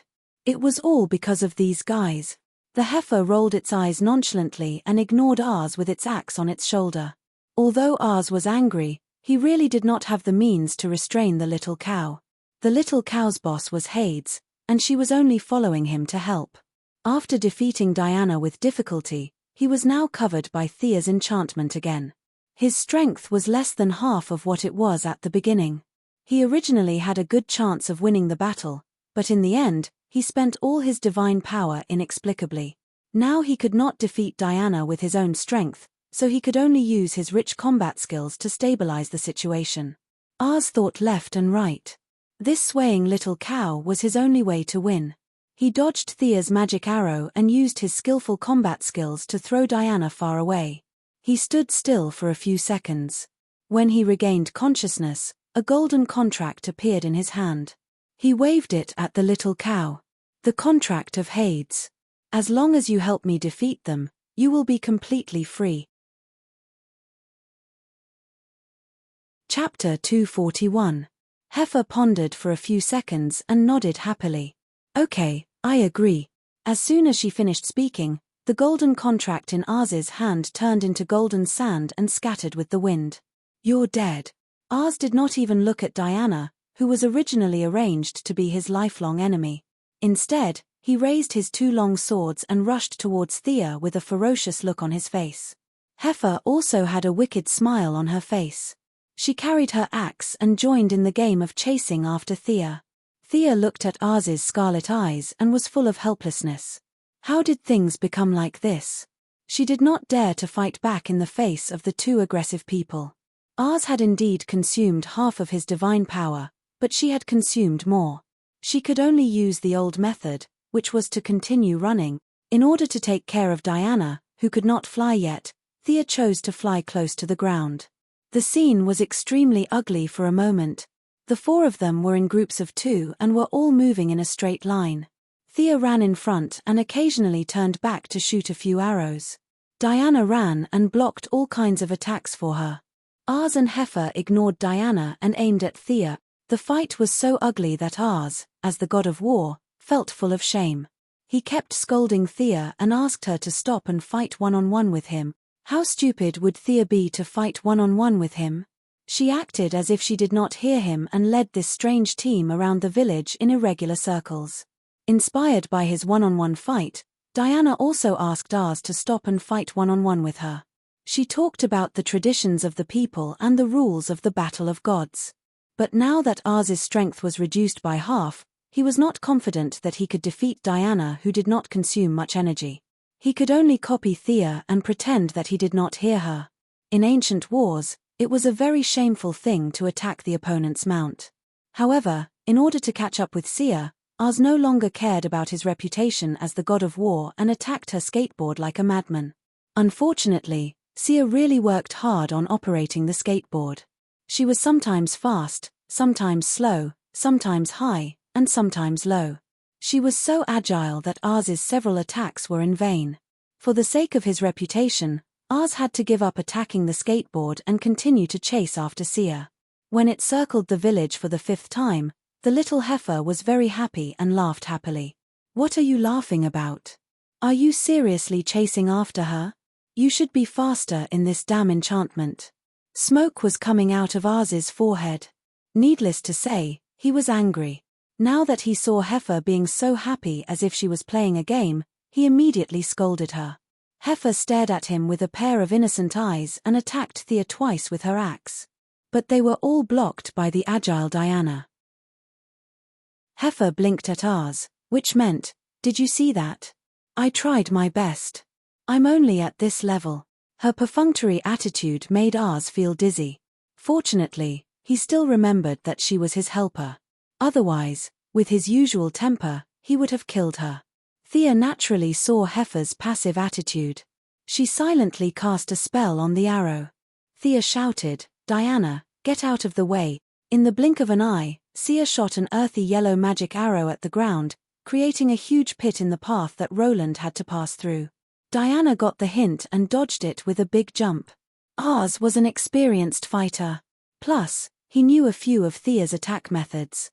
When he saw her shooting the arrow to the ground, he flew up without hesitation. There was a loud splash. "Oh no! I fell into the pit. I can't get out. Lord Ars, I've let you down." Heifer jumped into the pit in an exaggerated manner and exchanged a knowing look with Sia. She then shouted loudly and refused to come out no matter what. Ars could no longer suppress his anger. He scolded them in the divine realm for a long time, but when he realized that they could not understand him, he changed to English. But no matter how harsh his words were, it could not change the fact. Without the Heifer's encirclement, Sia released the elk to block his path and successfully stopped him. After that, she ran out of his attack range in a flash. Only Diana, who was also full of anger, was left in front of Ars. Sigh. Sia ran far away and turned back to see that Ars was not chasing after her. She then patted her chest and heaved a sigh of relief. Being chased by a berserk god of war and slashed with all his might would be a terrible thing. Fortunately, she relied on her flexible tactics to get rid of the berserk god of war. But she did not rest too much. Thea knew that Diana was strong enough to defend herself, but she did not have a strong attack method. She wanted to return the Godslayer to her, but the sword's will was so strong that it would not return to Diana's hand. This made Thea more curious about the sword. She estimated that she had recovered about 40% of her magic power during the chase. She summoned her doppelganger again and asked her to provide magic power support. She took out the only 2 crimson arrows of revenge in Zeus' quiver. This arrow had a miraculous effect on sinful women, but it was not impossible to use it as a daily arrow. Artemis' definition of revenge was to be able to fight back no matter how hard the other party hit you. Thea smiled gloomily. "Ars, you son of a bitch. You chased me so hard just now. It's time for you to pay the price." Now the whole arrow was entwined with strong divine power. This was not Thea's divine power. It was formed by Ars' attack after the transformation of the law of revenge. As it came from the same source as Ars' divine power, it also had the attribute of being sure to hit. Thea did not aim and shot into the sky. The arrow automatically turned in the air and shot towards Ars, who was still fighting fiercely with Diana. Divine arrow. Ars's vision was still there. He knew about the 2 arrows of the goddess of the moon. Now that he saw the arrow rushing straight towards him, the characteristics and attributes of the arrow instantly flowed through his mind. Damn it! This was different from the previous magic arrow. His body could not withstand this kind of divine arrow. This arrow could completely kill him. Ars did not expect Thea to have been hiding this arrow. Now the divine power on the arrow was extremely strong, and it shot towards his forehead with a fatal threat. Fortunately, the 2 arrows of Artemis were used too many times, and the gods more or less summed up some countermeasures. Ars no longer hesitated. The moment the arrow was close to his body, he created a clone that occupied 30% of his divine power. The arrow hesitated for a moment. It thought that the main body had the most divine power. It turned a small corner in front of Ars and rushed towards the clone. After the clone had just run 2 steps, the arrow caught up with him. The violent explosion of divine power hit both Diana and Ars. Diana was in a good state. With the shield blocking most of the impact, she paid attention to the enemy as if nothing had happened. Ars's situation was not so good. The explosion happened on his side. He did not have any defensive equipment and his strength was slightly weaker. He was directly blown up. When he climbed out of the pile of dust, he wanted to cry but had no tears. The divine power that he had hidden in human society for many years was now only 15% left. How could he fight? Run. Chapter 242. Dreams were beautiful, but reality was cruel. Even though Ars was prepared to make a strategic turn, the youngsters had no intention of letting him go. Diana, who had not consumed much energy since the beginning of the battle, caught up with Ars easily. She activated the lasso of truth instantly, wrapped it around Ars's ankle and pulled him back. Now that Ars's divine power was almost at its lowest point, his attributes were suppressed by Diana. He had no energy left to break free from the lasso of truth. He could only use her pulling force to fight back, hoping to repel Diana and increase the distance between them. Bang! Although Ars was mentally prepared, he still felt a deep sense of fear when Diana caught his punch with all his strength. Diana caught Ars's punch with her right hand. The punch made her take a small step back, but she did not lose her footing. Her eyes shone brightly, and the silver bracelet on her arm began to emit streaks of electricity. Ah! At this time, Diana felt that her strength was increasing by the second. The sudden increase in strength needed a vent. Other than Ars, who was in front of her, was there a better punching bag? Who asked you to harm others? Who asked you to start a war? You evil god! Diana held the lasso of truth with one hand, and every time Ars tried to escape, she would catch him back. She clenched her fist with the other hand and punched him in the face. What do you know? I didn't do it.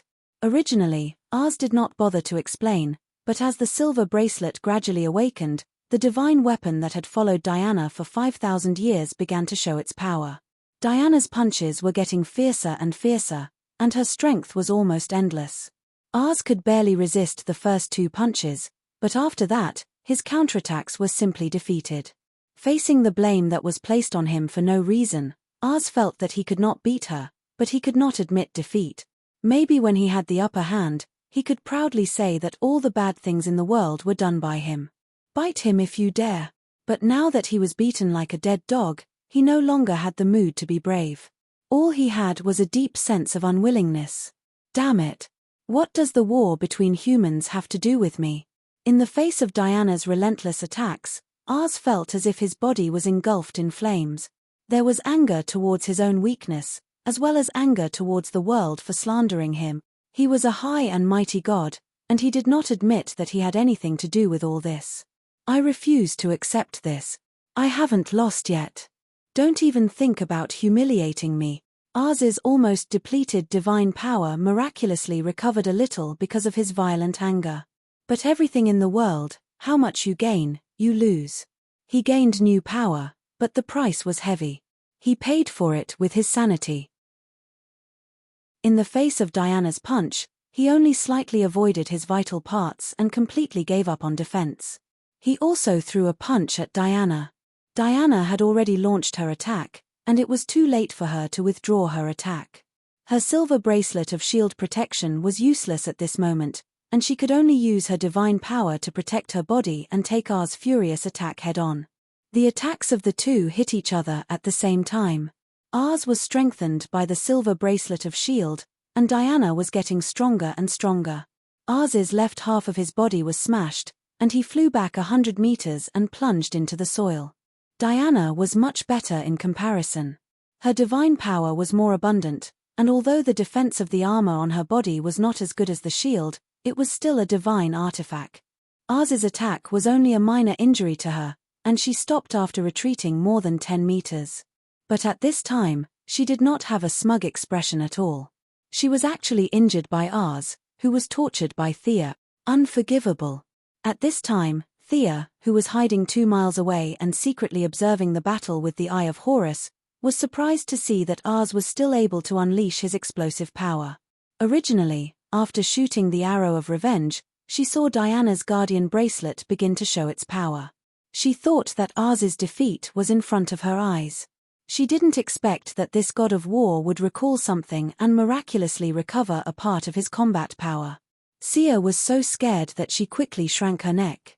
Looking at the red light on Ars's forehead, she knew how angry he was. She didn't have any defensive equipment or skills, so she couldn't go up and block the attack. What? You want me to stab him to death? Are you kidding me? Thea certainly would not hide in a daze.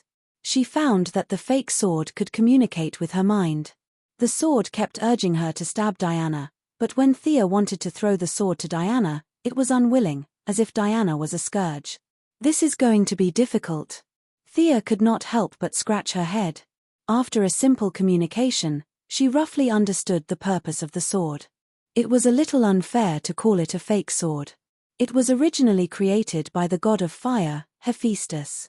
There were two swords, one was the fire god's sword that Diana would use in the future, and the other was the fake sword in front of Thea. She did not know what the god of fire had in mind when he created the fake sword, but when he made the sword, he stipulated that the fake sword would fall into the hands of Diana and be destroyed in the battle between the gods. This order was the principle he had when he first created the sword.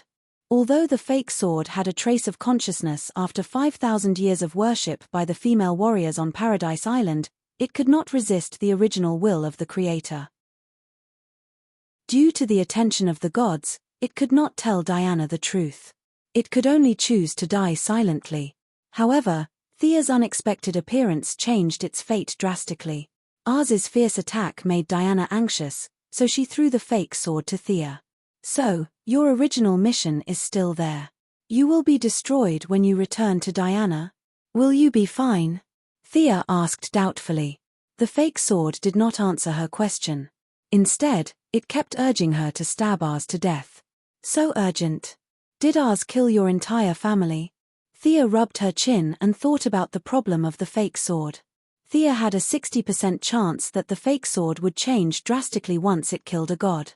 Should she take the risk?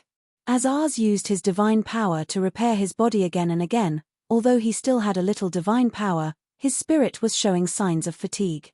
In the face of Diana's increasingly powerful attacks, the frequency of his counterattacks was getting lower and lower. Again, anger was only temporary. Killing the opponent with anger was the privilege of the protagonist.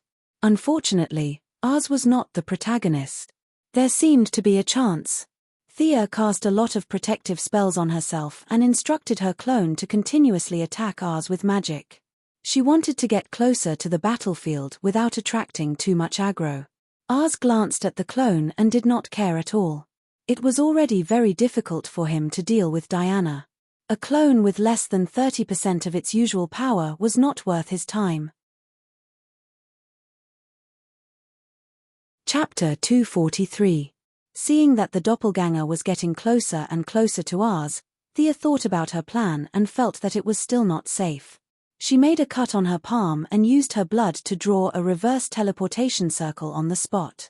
This circle was a demonic spell recorded in the Constantine family's magic book. The circle was very complicated and the wound had stopped bleeding halfway. Thea had to make another cut. After making sure that there were no mistakes, she finally started her plan. Following the battle between Diana and Ars, the once peaceful and quiet village was now unrecognizable. The more divine power they used, the more damage they caused to the landscape. The smooth road was now replaced by various potholes. The doppelganger kept moving through the ditches, trying to get closer to Ars. I've seen you sneaking around for a long time. Damn ant, don't think that you can fool the gods with your little trick. Ars' speed suddenly exploded. He shook off Diana, rushed to the front of the avatar, and grabbed the neck collar of the avatar. With a ferocious smile that he had already seen through everything, his gaze crossed the distance and looked at Sia's original body in the distance. But his smile did not last for more than 2 seconds. He felt the doppelganger disappear and was replaced by Thea's real body. Just as a joyful expression appeared on Ars's face, he felt a throbbing that was far beyond his body and soul rushed into his body. You're the one who should die. At this time, Thea had completely let go of her scruples. She held the Godslayer with both hands and used all her strength to stab into Ars's open mouth. After that, she did not dare to look at the result of her battle. She activated the blood teleportation circle and hid in the distance again. Phew! Sia touched her body. Fortunately, she was unscathed. This time, she made use of Ars's arrogance and hatred towards Sia to play the trump card of swapping positions with her original body. With the element of surprise, the plan could be said to be very successful. Only then did she have the leisure to admire the results of her battle. I can still fight. I won't lose. The madness in Ars's eyes had completely disappeared and was replaced by fear and confusion. Ars covered the wound on his mouth as divine power flowed out of his wound and drifted in all directions. I am the god of war. The loss of divine power would not be affected by his will. Ars took one last look at Diana, who had a sympathetic look on her face. Then, his mighty body collapsed. His weapons, armor, and body quickly returned to pure divine power and divinity. Thea observed the scene and pursed her lips. After fighting for so long, this guy was indeed just a clone. There wasn't even a drop of God's blood. After waiting for another half a minute, he realized that Ars had dissipated more than half. It seemed that it was impossible for Ars to jump up and cause trouble for him. Only then did he ride the skateboard closer. Diana looked at her speechlessly. She was really shocked when Thea switched places with her original body. By the time she reacted and wanted to save her, she found that she had teleported away. This kind of escaping speed was also a kind of talent.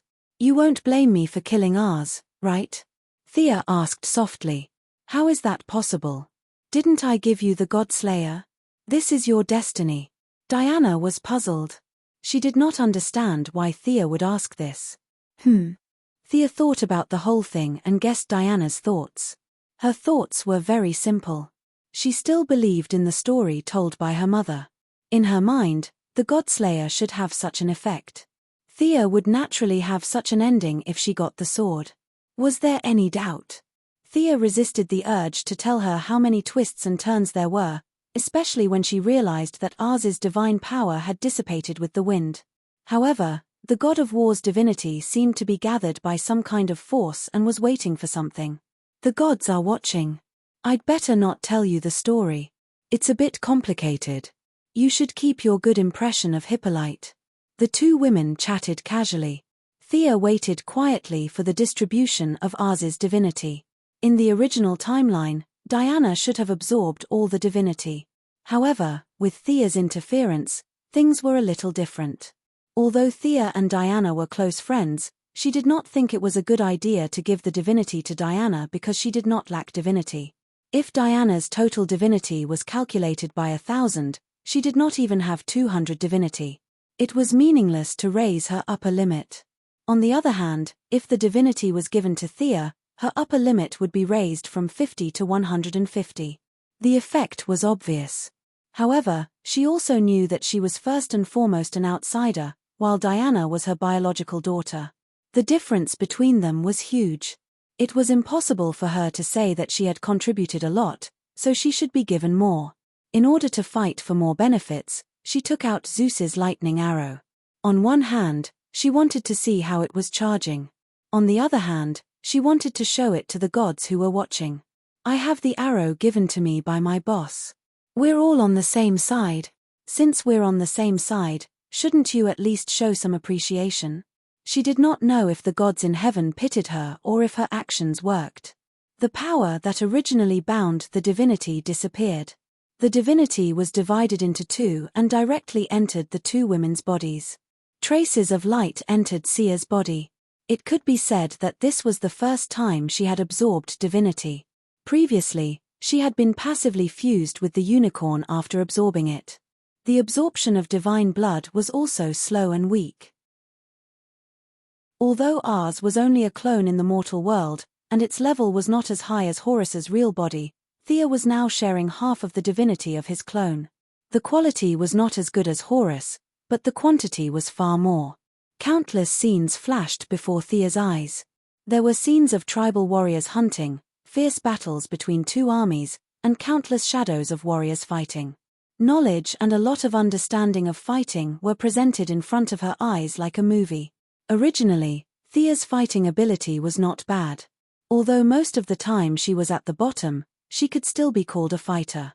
Now that she had the personal experience of these predecessors, her fighting ability could be said to have reached a higher level. In terms of pure fighting ability, she was confident that she could defeat Batman. Most likely, she could draw with Ms. Siva. Of course, with her current vision, fighting ability was no longer something she pursued. She pursued longevity and eternity. The various knowledge attached to divinity was only the last link.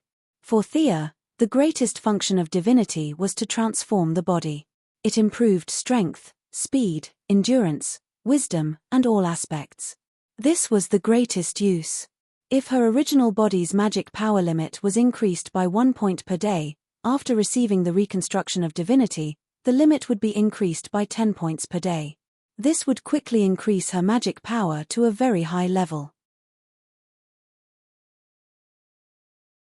Chapter 244. Sigh. Thea sighed and withdrew from the state of divinity absorption. Like Diana, it was impossible for her to absorb these things immediately. This was not the Eastern world, where she could meditate and run a few cycles.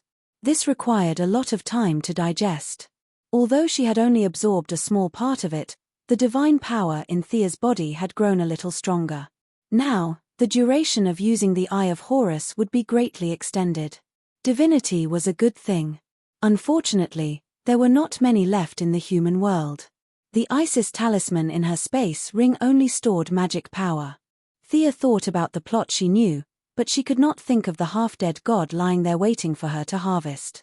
It seemed that she had chopped the gods into pieces twice, but in fact, gods were very rare. Horus was summoned by Vandal at the sacrifice of his endless life force. How many Vandals were there in the human world? Ours was even more so. This was the acquiescence of the gods. He had put in a lot of effort to create a clone in the human world, and the amount of time and energy he had spent could not be calculated. These 2 times were all coincidences that allowed her to get a share of the pie. Thea really did not think that she would encounter any more divinity. However, after these 2 absorptions, she had completely bid farewell to the mortal world. As long as she completely absorbed the divinity of Ars, she would be far from a demigod. However, no one would object to her calling herself a divine creature. After inspecting herself, she finally began to pay attention to the sword in her hand. Now that she had completed the magnificent feat of killing a god, the godslayer that had reversed its fate had finally been washed away and revealed its original appearance. The original brilliance on the sword had completely disappeared and was replaced by a thick blood-red color. The sword seemed to have sensed Thea's intention and became a little longer during the transformation. From the original Greek-style short sword, it had become an English-style long sword. The person and the sword had a brief exchange, and 3 black lines appeared on Thea's forehead. It was not accurate to call it the Godslayer now. Its main effect was to kill Ars. This sword now had a very elegant name, Ars Must Die. Its effect was extremely heaven-defying. It could ignore any state of Ars and stab him to death. Such a powerful effect could only be effective on Ars. To other gods and mortals, it was just an ordinary magic sword. Thea looked at the spot where Ars' body used to be. It was now clean, not even a strand of hair was left. The corner of her mouth twitched. Where was Ars' home? Is it appropriate for me to kill them? Ars was, after all, the son of Zeus. Even if he could find his divine kingdom, Zeus would not allow him to stab his son to death with a single stab of his sword. Because this sword was forged by the fire god, it also had a function that wasn't really a function. It could absorb fire attribute magic.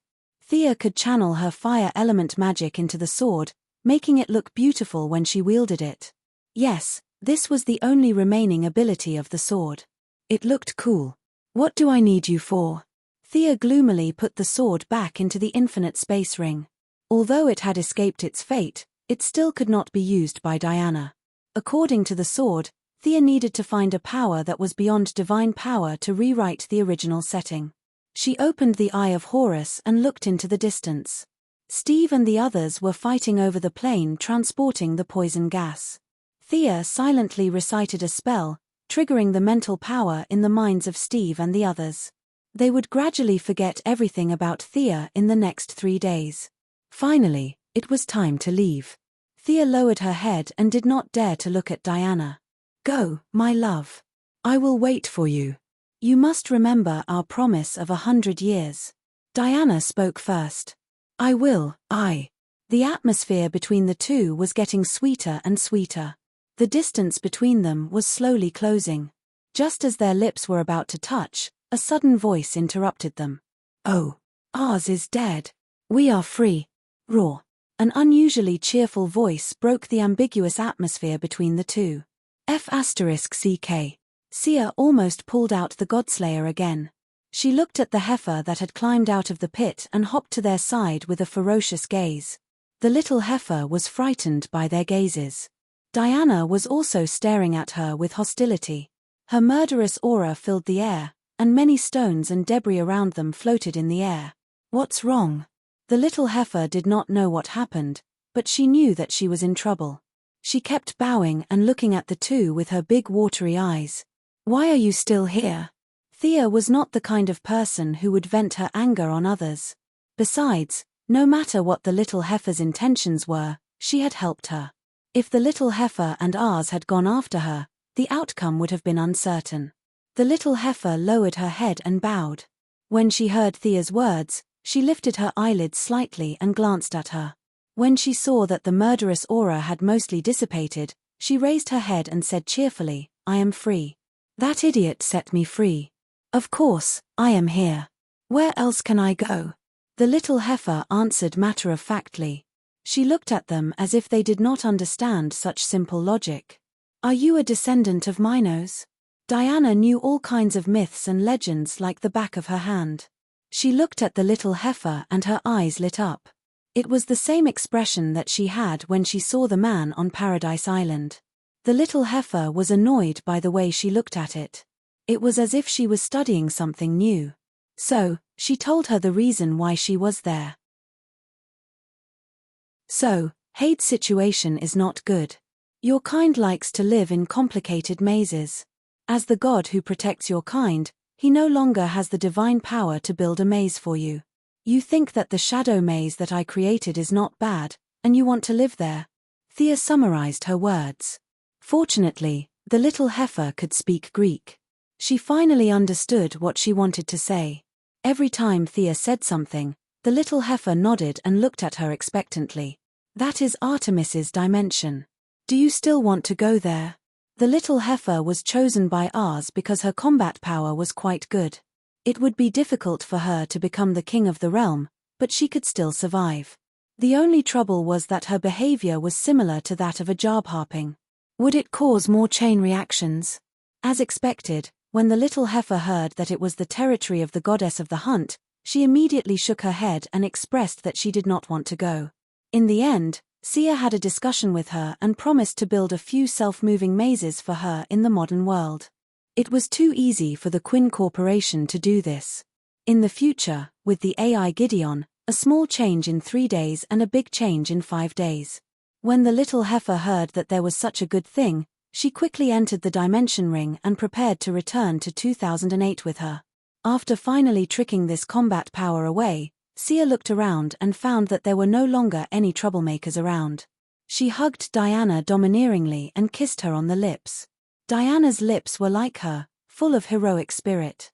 When their lips touched, Thea felt a burst of fresh air floating in her mouth. Her smooth teeth and cool tongue brought a strong sensory stimulation to Thea.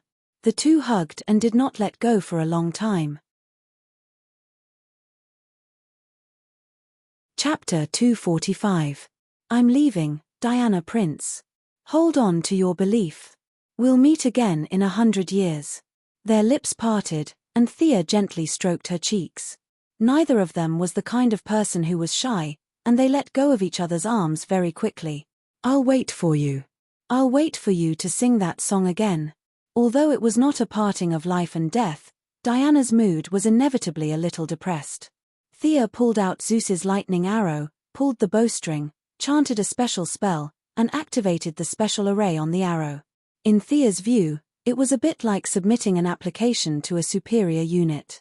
With Boss Zeus's approval, the arrow could open a space channel. Fortunately, there was such a setting, otherwise, the arrow could not be used at all. Who could stand it if it was used to travel? The arrow moved at full speed, and opened a dark blue halo channel not far away from the two of them. The divine power on the arrow was all used up, and it returned to the quiver again. Take care. Thea smiled and waved at Diana. You take care too. I'll be here waiting for you in 100 years. Diana's expression was normal as usual. After confirming that she did not miss anything, Thea stepped into the time channel. This trip was different from the previous two. At first, there was Gideon's time spaceship, and she was just a passenger. The second time, she was involved in the explosion and could not control it at all. Now that she had gotten Boss Zeus's approval to travel in time, she could move as usual. She wanted to take a closer look. Sightseeing was definitely not a good idea, but she did not have to run like crazy like the Flash, who was chased by dogs. The beautiful scenery in the time channel was not something that everyone could see. Thea used her authority in the Time Council to carefully observe the development of the situation after she left. She first looked at the follow-up of Diana. Diana buried the villagers in the small village and did not participate in the subsequent battle. The image of her future in the timeline seemed to be erased. From the fluctuations of the divine power, it was very familiar. It was obviously done by Boss Zeus. What did he mean? Did he not want me to see the follow-up? Since she couldn't see him, Thea could only look at the trajectories of the others. Without their strong interference, Rudolph lived peacefully until 1937. Thea nodded. That's more like it. Rudolph died in 1918. He used to be a presidential candidate for the Nazi Party. That's the history I know. But when she saw Steve Trevor's experience, all she could do was gape. Without the two powerful thighs, Steve successfully grabbed the plane, but the plane did not explode in the air like in the movie. Instead, it crashed on the border between France and Spain. Intense poisonous gas filled the skies of Europe. A total of 1 billion people were infected worldwide. The Americas and Asia were slightly less affected, but Europe was the worst affected. The number of deaths was estimated to be more than 20 million. A large number of women, children, and soldiers who were injured in the war died. This was the mysterious incident recorded in history, the Spanish flu. This large-scale outbreak of the virus had completely broken the spine of the Europeans. It should be known that the First World War had lasted for 4 years, and the casualties were only more than 10 million. The results of the patriotic young man, Captain Steve Trevor, had far exceeded that of the First World War, and had consumed more than half of Europe's war potential. The American politicians were ecstatic. Although they tried their best to hide their relationship, they secretly sent a large number of men to search for Steve, who had crashed. After a secret battle, they successfully grabbed the unconscious Steve. At this time, Steve did not know that he had made a great contribution to his country. Because of his actions, Britain, France, and other countries were unable to resist Germany during the Second World War, giving the United States the opportunity to act as the savior and save the world. The fire of civilization spread to the Americas, but Steve never woke up. When the plane crashed, he was in the center of the poisonous gas. Coupled with the violent explosion of the plane, his body was injured by both burns and the poisonous gas at the same time. The two fatal injuries formed a new chemical reaction in his body, slowly transforming his body. It was not until the 1980s that he slowly woke up. Considering his outstanding contributions to the United States' domination of the world, several people in power made an exception and promoted him to colonel. Coupled with his incomparable loyalty to his country, they instructed him to form the Heaven's Eye Society. This process continued until 2008, when Thea existed. Thea stared at a picture of Steve as a colonel in the time channel. His eyes were hazy and his expression was cold. The handsome man in 1918 was completely gone, replaced by a patriot whose body structure was no longer human. Referring to the trajectory of Steve's life after that, and repeatedly comparing it with her own memory, Thea found that Steve did not recall the scene that she was involved in. She knew that her magic had worked. It's hard to imagine that the mysterious Spanish flu was caused by Steve. Is this a coincidence or a historical necessity? Thea was in the time channel. Her memory was now clear and there was no problem of memory tampering. The facts were clear and what she was involved in was indeed something that had happened. As for the plot of the movie, that was a parallel space, right? It's all over. Thea shook her head and did not continue to check. The rest of the content was what she knew. Using the authority of the Time Council, she easily found the time that she left and slowly walked in. Say, where is this? Thea happily stepped through the time channel, thinking that she would return to Purgatory Island. However, as far as she could see, this place had nothing to do with the island. In a wasteland overgrown with weeds, there were a few thick stone pillars not far away. Now that she had absorbed a lot of divinity, she was no longer an ignorant mortal. Her sense of belonging told her that this was her time. She looked at the stone pillars not far away. The familiar patterns, the familiar letters. Was this Greece? In modern society, she did not dare to fly directly in the daytime. It would be bad if she was photographed by the satellite. She could only use the Eye of Horus to try to ask a few locals. The people here were not rich. Thea glanced around and found that there were a few scattered people nearby. Some were driving farm vehicles to transport goods, and some were old people taking children for a walk. Looking at the way they dressed, they did not seem to be Europeans. In the end, Thea found a middle-aged woman who looked like a tourist with a high nose and deep eyes and a backpack. With her good looks and friendly tone, she finally asked where she was. This was in Turkey, the ancient city called Ephesus in modern times and Ephesus in the Bible. The wasteland where Thea first appeared was one of the famous 8 wonders of the world, the Temple of Artemis. Thea had the urge to cover her face. Needless to say, this must have been done by the moon goddess secretly at the exit, playing the sympathy card. The majestic Temple of Artemis is now a wasteland. As the chosen of God, shouldn't you show some respect? Thea said goodbye to the enthusiastic female tourist with a heavy heart and found a hotel to stay alone. Thanks to Colonel Steve, America had become the dominant country in the world and could communicate in English anywhere. As a famous tourist city, the hotel owner knew some English. Thea communicated with him with gestures and finally managed to borrow an international long-distance phone. Chapter 246. When she left the Wave Rider in a hurry, she only brought her phone and credit card with her. Half a year had passed, and her phone had run out of battery. Thea did not have much pocket money, and her credit card was handled by the American Trust Fund. The hotel owner did not recognize it at all. Thea did not want to alarm the people in Star City. Fortunately, she had the help of the Owl Court. Although they did not have much influence here, they could still transfer a few thousand yuan to her. Faced with her request, Catherine Monroe obviously couldn't just transfer a few thousand yuan to her. She used some of her connections in the court to send her a bunch of emergency items in an emergency. In less than an hour, a group of men in black delivered a sizable amount of cash, clothes, and passports to Thea. The hotel owner, who was stunned, imagined a story of a princess from a wealthy family traveling by herself.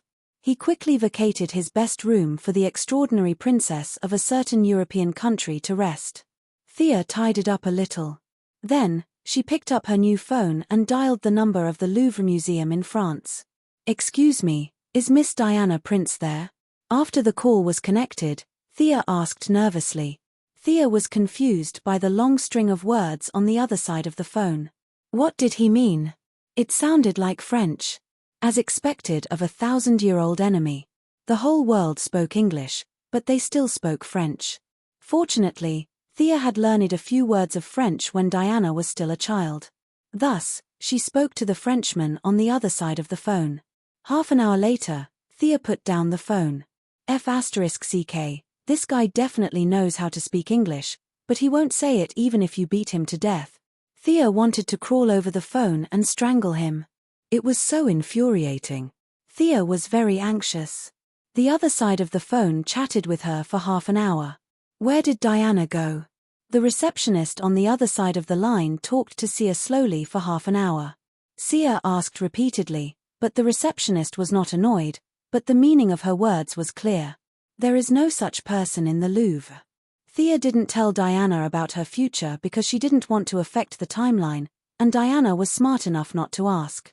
Thea's initial joy was doused with cold water. The Eye of Horus did not have the ability to search the entire world. With a cold face, she picked up her things and left Turkey. On the way, he directly controlled a rich kid with magic and commandeered a motorboat to drive into the eastern Mediterranean. Thea arrived at Crete and searched in the opposite direction from where she left the island. After circling the island 3 times, She still could not find any trace of Paradise Island. She did not know if it was because Hippolyte did not want to see her, or because of the anti-magic field on the island. With nothing to show for it, Thea could only follow their footsteps until she found Diana in the small village in Belgium where the final battle with Ars took place. "You've been away for 3 months. I miss you so much, it's been 5 years. Did you come back safely? The humans fought another world war. I don't feel any signs of Ars' resurrection. They're so complicated. I'm going to travel the world. I miss you every day. The people of Africa are very hospitable. I like them very much. You've been away for 80 years. Do you still remember me? Come and find me." A black slate stood where Ars fell. It was densely covered with words. From between the lines, one could tell that Diana had been alone in this small village for many years. The words were filled with attachment and joy, but more than that, it was a strong love. Thea unsheathed the Godslayer. The blade was filled with fiery red magic. She swung the sword at a distance.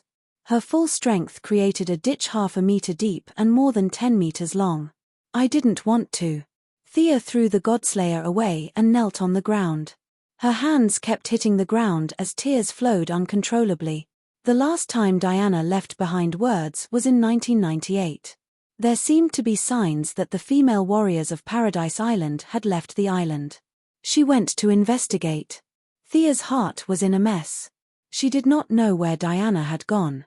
How could she find her in this sea of people? After telling her family in Star City that she was safe and that she would stay in Europe for a few days, Thea stayed alone in this village that was no longer suitable for human habitation due to the poisonous gas. From the various traces in the village, one could still see the scene of the battle. However, most of it was the emptiness that Diana had left behind. Every time Thea saw the traces of a lasso or a shield, she would laugh foolishly. "Hey! Shouldn't we be leaving? We've been here for 3 months. The one who spoke was Heifer, who had been tricked by Thea into staying in the luxurious maze. Thea only remembered her after staying here for a month. Heifer's personality was really good. She did not make a fuss when she heard about what happened to her. Instead, she would comfort her from time to time. "Yeah, it's not a good idea to stay here forever. Anyway, we'll definitely meet again in the future." Thea finally adjusted her attitude. The two of them were no longer mortals. It was only 100 years. They could afford to wait. She took out her sword and engraved a paragraph under the stone slab, indicating that she had been here before. She also used the ancient language of Paradise Island to leave the name of Star City. As long as Diana arrived at Star City, they would be able to sense each other with the divine power of Artemis that originated from the same source. He called Heifer into the space ring. This guy couldn't be seen in the light. This was not 1918. The satellites in the sky were constantly whizzing past. When Sia was practicing the Eye of Horus a while ago, she saw with her own eyes a giant satellite in Earth orbit flying over Europe. The big logo of Wayne Enterprises on it showed that this was Batman's Watchtower space base. Batman couldn't let Heifer see Batman's strange bone structure. After 2 flights, she successfully returned to Star City. Moira had been sworn in as the mayor of Star City 2 months ago. Thea had watched the whole process live. After that, she said that she had something to do and hurried back to the small village. This time, she finally felt like she had returned home. First, she went to the city hall to see Moira. After that, she was completely overwhelmed by miscellaneous matters. The Black Uncle, Walter Steele, and Moira talked about something and the two parted peacefully. As the holder of the most shares of the group, Thea was already 18 years old and automatically took over the position of chairman of Quinn Group. After she took over, she did not make any major changes. She let the original vice president take over as the president and promoted Felicity to the position of vice president. She continued to lead the software department. Dr. Hoffman, who used to get along well with Thea, became the director of the newly established Applied Science Laboratory of Quinn Group. Thea found some less sensitive information from the Atom Man data for them to study first. After working for a month, she kept meeting with the heads of various departments and listening to the reports of the leaders of the branch companies. Large-scale brainwashing was actually the most convenient and fast way. However, in this era where superpowered people were everywhere, she did not dare to be so reckless. Once she was discovered by the heroes who were bored out of their minds, she would be regarded as a villain. Chapter 247. Thea sighed and threw away the pen in her hand. She then sent away a department head who was pretending to be a reporter but was actually a loyal subordinate to her. There were a lot of problems during the transition between the old and the new. The old officials had to be appeased, and the new subordinates had to be treated with respect. Things like sabotaging each other happened in her office every day. The Eye of Horus could only judge good and evil, but the ancient view of good and evil was very different from the modern view. Many people who were considered bad in the ancient times were actually strong and tough in the Quinn group. Thea spent a lot of effort to identify these people and use them at key points. I seem to have forgotten something. Thea spun around in her chair and suddenly thought of something. Damn it! I forgot about Oliver. She had promised to bring him home, but it had been delayed for 3 months because of Diana. Was it too late? Of course, it would be too late. Oliver must be working under Amanda as a secret agent, killing people everywhere. Based on his relationship with Amanda, it would not be difficult to get him back by paying the price. However, would Oliver, who was trapped in darkness, be able to see the light again without suffering in the future? Thea knew that Oliver was a cockroach. If she did not interfere with him, he would definitely be able to reach his former heights. Thea had gained a lot from the time travel, but there were still a few things that she needed to collect personally. First of all, there was Ninja Master's magic sword. According to Madame JDO, this sword could absorb the magic power of the Isis talisman. For Sia, who lacked magic power, it was as important as sending charcoal in snowy weather. However, she had no idea where Nandabat was. Malcolm had gone to Europe alone a month before she returned to Star City and did not leave any contact information. Batman and Talia also knew the address, but they might not be able to tell her since she was going to deal with their father-in-law. Ninja Master's boss was the demon of the 3 palaces. Thea shuddered at the thought of it. Although the demon was sealed, it was better to be safe than sorry. Superman, Diana, and the Flash had worked together to fight this guy, but they still could not break through his defense. With this kind of strength, he could probably fight Darkseid for a while. Thea really didn't think she could beat him. Another thing that would be of great help to him was the artificial intelligence hidden in the cutting-edge technology laboratory in Central City. Although Thea was now a magician, she had not forgotten about technological means. She was not that careless to steal things while wearing invisibility. Through the Court of Owls, they hired an unrelated assassin to scout the way. Thea saw the information of this female assassin named Elphiris Stiller. It was unknown whether it was magically modified or a superpower, but the assassin held 2 daggers in her hands, and her hair could also control 2 daggers. Her influence data showed that this assassin had a mission completion rate of 100% and had never failed. Thea instructed the court to pay the deposit according to the agreement. The request was very simple. She only needed to investigate the laboratory. However, Thea still underestimated the reverse lightning from the 25th century. The assassin was discovered as soon as he entered the laboratory. The spectrometer, far infrared, vibration sensing floor, and various other systems rang loudly. In less than a minute, more than 10 guards with rifles appeared. The assassin was not bad. He was shot 3 times, but he managed to escape. He returned the deposit and refused to go back. She had underestimated the power of technology. The assassin's tragic experience was a blow to Thea's head. Now that she was relying more and more on magic, she had regained her respect for science. The various benefits of artificial intelligence made Thea unwilling to give up. The second time, she used Felicity's hacking skills to find a guard working in the laboratory. After subconsciously brainwashing him, she controlled him to go inside to scout for information. However, 3 hours after the guard entered the laboratory, he was detected to have abnormal mental fluctuations. Thea quickly activated his original personality and restored him to his normal values. After a series of checks, he was mistaken for being nervous and escaped death. Thea knew that she could not act rashly. There were too many people paying attention to the cutting-edge laboratory. Various consortiums, state governments, and the military had invested a lot of money in it. Even the Quinn Corporation had given a token amount of money. With so many people paying attention, reverse lightning would not be exposed easily, and she would not have a chance to act. Did she really have to wait until the particle accelerator exploded and only a few people were left in the cutting-edge laboratory? Thea shook her head. It was too long, and she was a little unwilling to wait. After careful consideration, it was still beneficial to be familiar with the plot. She set her sights on the important assistant of reverse lightning in the next few years, the bioengineering doctor, Caitlin Snow. Caitlin Snow did not enter the cutting-edge laboratory. Instead, she was teaching at Princeton.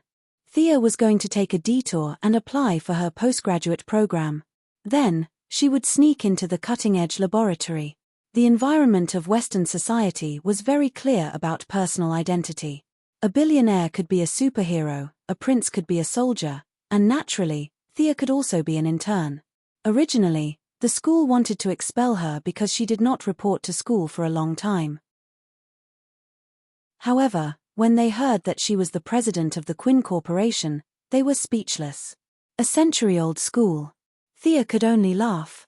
With her mind that had been transformed by divinity, she could graduate in half a year, get a master's degree in 1 year, and get a doctorate in 2 years. Having a doctorate title would subtly raise her social status. For example, Master Bruce, who was a peerless scholar, did not have a degree certificate. Even now, the media was scolding him for being ignorant and incompetent. Thinking about it, he felt wronged. Ninja Master was a long-term goal, and the cutting-edge laboratory was a medium-term goal. Thea's short-term goal was one. She wanted to make big news. She wanted to make news that could be seen by the whole world. Then, Diana would be able to see her no matter where she was on Earth. If I can't find you, I'll let you find me. However, it was not easy to make news that could reach the world.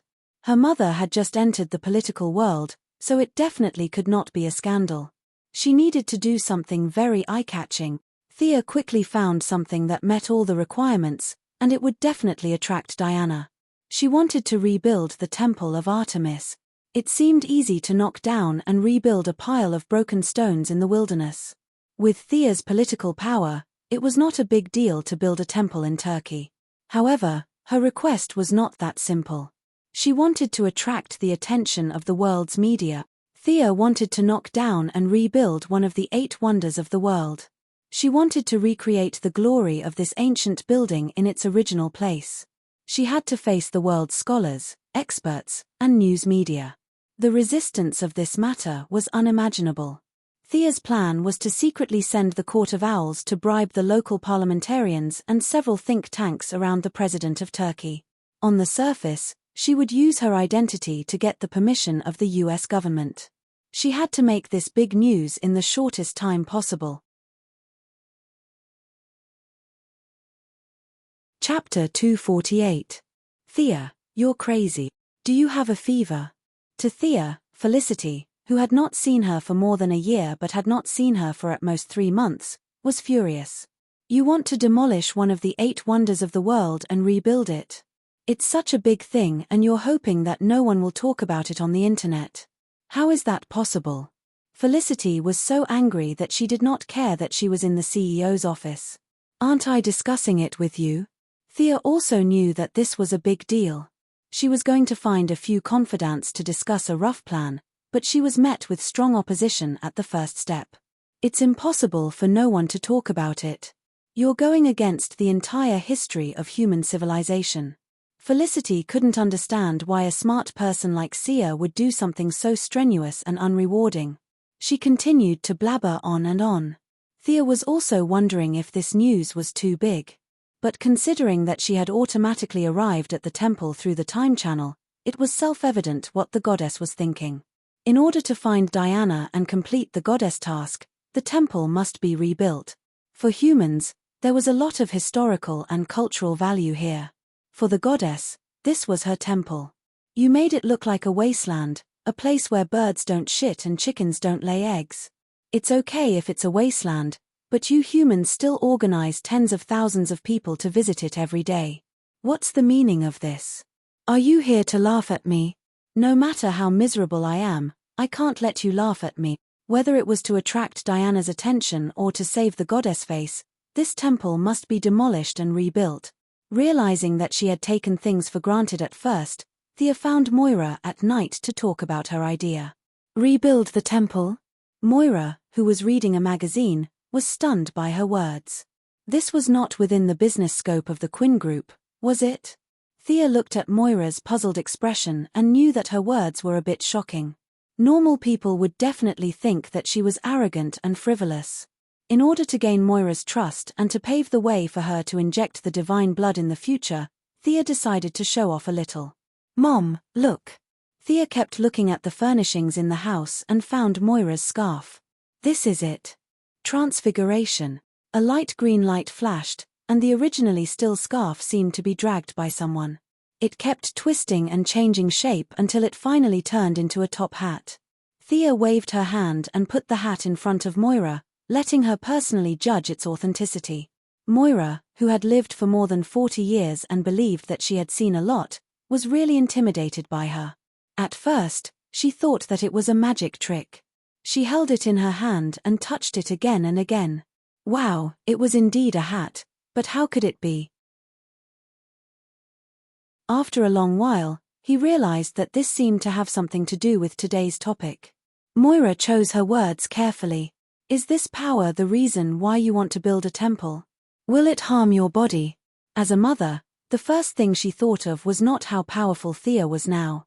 She only cared about whether her children were in danger. Thea did not dare to say too many things to Moira at once. Things like divine blood and divinity were too different from the worldview of ordinary people. Moira was just a nouveau riche president before, and now she was just a political newcomer.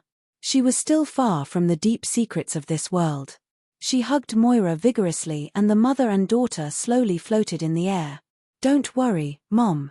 Don't you think I'm getting healthier? Oh. Flying had always been a dream of human beings. Although they were now indoors and could only float in a small area, Moira was still excited. As a businesswoman, Moira had a deep understanding of the principle of how much you get, so she personally felt this extraordinary power. She also began to think about Thea's big news plan. You can't show up. At most, after everything is settled, you can participate in some activities as an important investor, but you can't make the decision. Moira also realized that today's Thea was no longer her spoiled daughter. After thinking repeatedly, she said to her seriously. Thea had a headache. Moira and Felicity's meaning was similar, but they were all the same. Thea's own prestige was not enough. Even if the people of the world agreed, how could Thea do it? What's more, the people of the world would not agree. As long as this matter was revealed, condemnation in speech and writing would be light. Prestige. Where am I supposed to find prestige? Killing a god was awesome, but the people did not know about it.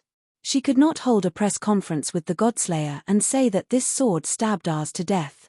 The whole world would think that she was crazy. If you have to build this temple, I suggest that you push the government to be the main body to facilitate this matter. Moira's suggestion was not complicated. The American government had done so many things that angered the world, so it would not be a problem to do a few more. The government's artillery had even blown up an ancient city in Iraq, so it would not be too much to pull down another temple. The conversation between the mother and daughter lasted until late into the night. Moira used her own intelligence network to outline a few high-ranking officials who could influence the government and a few members of parliament who were inclined to the reformist party for Thea. In fact, this matter had a wide range of influence, but in fact, it did not affect the interests of all parties. It was not worth mentioning compared to sending troops to war. Under Moira's advice, Thea finally took back her decision to dig the first shovel herself. She was ready to be a participant. After all, her purpose was to attract attention, but who should she give this glorious and difficult task to? It was not easy to find a spendthrift. This spendthrift had to have a certain social reputation and thick enough skin to withstand the fierce opposition of the media and the world's academic community. This is really difficult. The conversation between the mother and daughter had been going on for 3 days. Moira had begun a small-scale lobbying work. Thea was now in her office, sifting through the politicians who could be persuaded with Felicity. The Owl Court was not very helpful in this matter. Their connections in the outside world were limited. If they frequently used assassination and coercion to do things, they would definitely attract too much attention. This was not in line with Thea's initial position of the court. "Miss Quinn, there's a Mr. Jim Gordon outside who wants to see you. He says he knows you." Just as Thea was frowning, her assistant outside the office interrupted her thoughts. "Who?" "Gordon, the one from Gotham. Why is he looking for me?" Thea asked for his face. It was not someone with the same name. It was indeed old Gordon. After all, they were comrades who had fought together. Thea and Felicity personally went out of the office to welcome him downstairs. "Miss Thea." Old Gordon was travel-worn and his face was extremely pale. However, it was not convenient for him to say too much as there were people coming and going around. He reluctantly greeted her and entered the office with her. Thea waved her hand and asked her assistant to bring the coffee. She invited the old director to sit down. Seeing that he was hesitating, she had no choice but to start a conversation. "How are Uncle Bruce and Barbara?" It would have been better if she did not ask. The moment she asked, the old director's tears fell. "Barbara, she's seriously injured. She can't make it." Chapter 249. Gordon's tears flowed down his cheeks as he talked about Barbara. At first, he was still talking intermittently, but in the end, he could not continue. He took off his glasses and just kept crying. Thea and Felicity looked at each other. Their combined age was not as old as Gordon.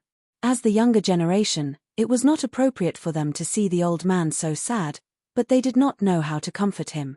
Fortunately, Gordon's mental fortitude was not bad. He forced himself to tell them the reason for his visit. The clown injured her spine. Bruce determined that she can no longer stand up. "I hate myself for being so weak." Gordon waved his fists as he spoke. Fortunately, Thea had just taken over as the CEO, so there were not many things in the room. Otherwise, he would have punched something to vent his anger. "Miss Thea, you're also a high-tech company. Bruce can't do anything, but I want to ask if you have any methods to help Barbara stand up again." Gordon looked at Thea expectantly, but he was afraid that she would say that she could not wait and completely destroy his hope. What a pitiful parent's heart. It would be a huge problem for others, but for Thea.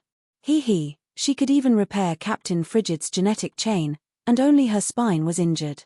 With her magic skills, this injury was only a minor injury. However, considering Bruce's hostility towards the supernatural, there was a possibility that she might do something bad with good intentions. However, Thea could not be so heartless as to push the sobbing Gordon out to save her own skin. "Sir, I've come up with 3 ideas. I'll tell you and you can think about it." In order to appear mature, Thea usually wore a pair of flat glasses. At this moment, she took off her glasses and rubbed her eyes. F***CK. 3 ideas. Gordon's heart almost jumped out of his chest. "You came up with 3 ideas in less than a minute." He was in a daze for a moment, from great sadness to great joy. The first method is to connect the nerves together with mechanical assistance. I didn't see Barbara's wound, but the Quinn Corporation has the technology. We can make a metal belt that bypasses the wound and connects the upper and lower nerves. She can walk on her own, but I'm afraid she won't be able to fight anymore, Thea said after seeing that the old director had calmed down a little. Chief Gordon thought about it seriously. Being able to walk was much better than sitting in a wheelchair for the rest of his life. However, he was still worried that Thea might not be able to accept it. He nodded solemnly, indicating that he would consider it, and waited for Thea to continue. The second method is to use nanomachines. These nanomachines will reside in the body and connect to the nerves through computer control.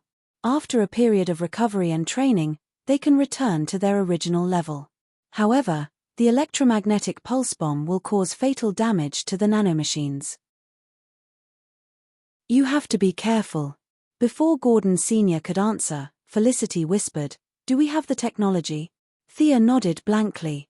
She thought to herself, what do we have? This is the technology of the future Atom Man. In the original timeline, Felicity was also paralyzed due to a gunshot wound.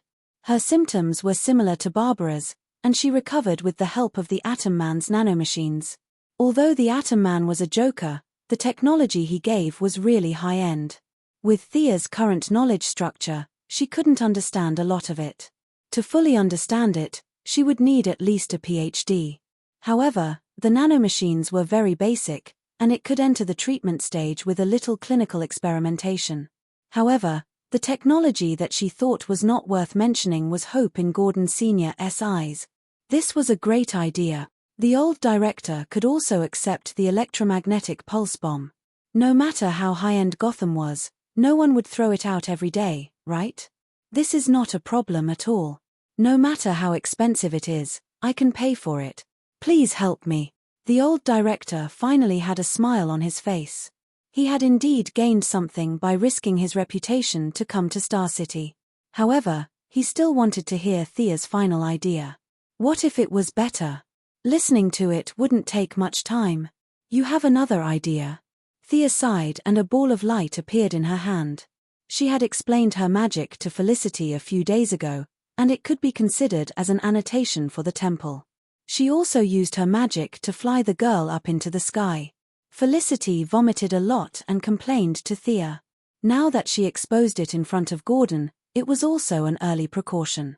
Unless she didn't use her magic for the rest of her life, she would be discovered sooner or later. Now that he was asking for her help, she could use it to make a good impression. The power of magic can restore her to normal, but the price is to accelerate the growth of the cells in her body, and her lifespan will be reduced by 5 to 10 years. In fact, she was talking nonsense. Although she didn't have as strong magic as on the Wave Rider, it was still easy to draw a simple restoration circle. In order to make it seem that it was not easy, she made the consequences extremely serious. Anyway, lifespan was something that couldn't be seen or touched, and no one knew how much it would cost. It had to be said that the director, who had been fighting on the front line all year round, was far more receptive to superpowers than Moira and the others. He didn't ask where the power came from and began to pace in the room, thinking. Thea didn't rush him either. In fact, it was basically a matter of a finger, and she was very confident in this matter.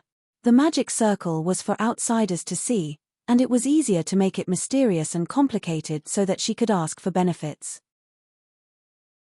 Originally, she was still thinking about where to find a spendthrift to be the vanguard of the temple demolition, but now the candidate had automatically jumped out. Gordon was very suitable in all aspects. He was popular and had a high social status, so it seemed to be reasonable that he converted to religion at an old age. Presumably, for the sake of his daughter, he would hesitate to demolish the Statue of Liberty, but for the sake of demolishing a temple in Turkey, the old man would have no psychological barriers at all. But now, she couldn't make it so clear as if she was negotiating a deal. As long as she showed a troubled expression, the old director would definitely understand the meaning behind it. Director Gordon was now deep in thought. It was really a case of one wave after another. His thoughts rolled over and over again, and he couldn't make up his mind for a while. Can I discuss it with Bruce? Also, I have to consider Barbara's opinion. The director found that every choice was not easy. When there was no other way, an idea would be a lifesaver, but now that there were so many options, it was a little difficult to choose. Of course, can you connect to the Batcave? Thea asked her friend after answering the director's first question. Who am I? I'm a world-class hacker. Felicity was a little proud. She took the keyboard and started typing away. In less than 3 minutes, Bruce's figure appeared on the LCD screen in Thea's CEO's office. Batman, who had always been elusive, was shocked when he suddenly saw the screen light up. From where Thea and the others were standing, he was hitting a sandbag alone. Chapter 250. Although there was a hint of panic in the corner of Batman's eyes, he quickly regained his composure. He glanced at the 3 people who appeared on the screen and greeted them calmly. Miss Thea, Miss Felicity. Why did you hack my system? The two ladies were a little unhappy that they did not see him panic. They moved aside and gave Gordon some space to talk. Mechanical assistance, nanotechnology, magic. Batman knew that Thea had some tricks up her sleeves. Her magic did not exceed his expectations. However, he was still hesitant when faced with three choices. When it came to the health of his loved ones, he would not use his own values to judge it. If Alfred was fatally injured, he would do everything in his power to save him. Although Barbara was not as important as the old butler in his heart, she was still his family. Moreover, Barbara was dragged into this because of his fight with the Joker. Batman felt guilty for causing Gordon Sr. to suffer such a serious injury at such an old age. However, in his mind, the nanotechnology solution was the best. His thoughts were similar to Gordon Sr. How could there be so many electromagnetic pulse bombs? If all the gangs had electromagnetic pulse bombs, half of his technological equipment would be crippled. He would not be able to survive. How about this? Let's ask Barbara for her opinion. I'll go find her now. Batman cut off the signal. His computer skills were not bad. Thea and the others did not hide anything from him. Soon, they found the Batcave where Thea and the others were connected to at the Quinn Group's headquarters in Star City. However, Batman could not find any loopholes in his system even after checking for a long time. The system that he worked so hard to create was easily broken by Felicity. This made him a little speechless. I'll take a closer look when I come back, he said as he went out to pick up Barbara. Why did he cut off the signal? Can't he pay for the electricity in the Batcave? Thea and Felicity were puzzled. He's just like that. You'll get used to it. Gordon knew Batman very well. He explained awkwardly. The few of them could only wait. Thea arranged for her assistant to transfer a helicopter. If there were no accidents, they would have to make a trip to Gotham. Her spellbook did not have any teleportation magic. In the future, Steel Bones could teleport because of the Mother Box technology in Apocalypse. Spatial knowledge was profound and complicated, and it was not something she could get involved in now. In less than half an hour, the monitor in the room lit up again. Needless to say, it was Batman who hacked in, Thea mouthed to Felicity, which meant to tell her to quickly upgrade the corporation's system. What did this mean? This meant working overtime. Felicity was full of resentment at Batman on the screen. Barbara, who appeared before the two girls, was extremely haggard. The beautiful red-haired girl from before seemed to have completely withered, and she looked listless. When she saw Thea and Anna on the screen, she hurriedly turned her head away, not wanting them to see her in such a sorry state. Why did he still look like this? They looked at Batman in confusion. I didn't tell her your methods. She needs to make her own judgment. Sure enough, when she heard the method, Barbara's eyes lit up instantly. She bit her lip and looked at the people on the screen in disbelief. Thea was now playing the role of a doctor. She could only explain her methods again, not leaving out the pros and cons, and let Barbara choose for herself. Ah! Barbara covered her mouth in agitation. She was already at the lowest point of her life, and she would try her best to hold on to any hope. She would accept any one of the three solutions, let alone any of them. However, at the crossroads of life, everyone would be confused by their choices. She did not know which method to choose at that moment. She looked at Gordon and Batman as if asking for help. It's up to you. We support your decision. The two important people had expressed their opinions. You can choose whichever one you want. I choose the magic method. Barbara glanced at Batman from the corner of her eye. She had always been clear about her teacher's point of view, but she just wanted to be as good as new. What was the point of adding a robot into her body? As for losing a few years of her life, she was just 20 years old. She really did not care. She did not think that she could live to the day she died of old age. Batman nodded and did not express his opinion. He said to the screen, "Then I'll have to trouble Miss Thea to come over. I'll prepare the materials you need." "Okay, we'll talk about the details when we meet," Thea said and hung up. She could not help but sigh. A bullet had turned a young girl into this. This was the helplessness of ordinary people. Although Thea's body was far inferior to Diana's, She was already immune to handgun bullets after being modified by divine power. Rifle bullets could only scratch her skin. If it was not a powerful attack that could kill her in one shot, she could use her divine power to recover.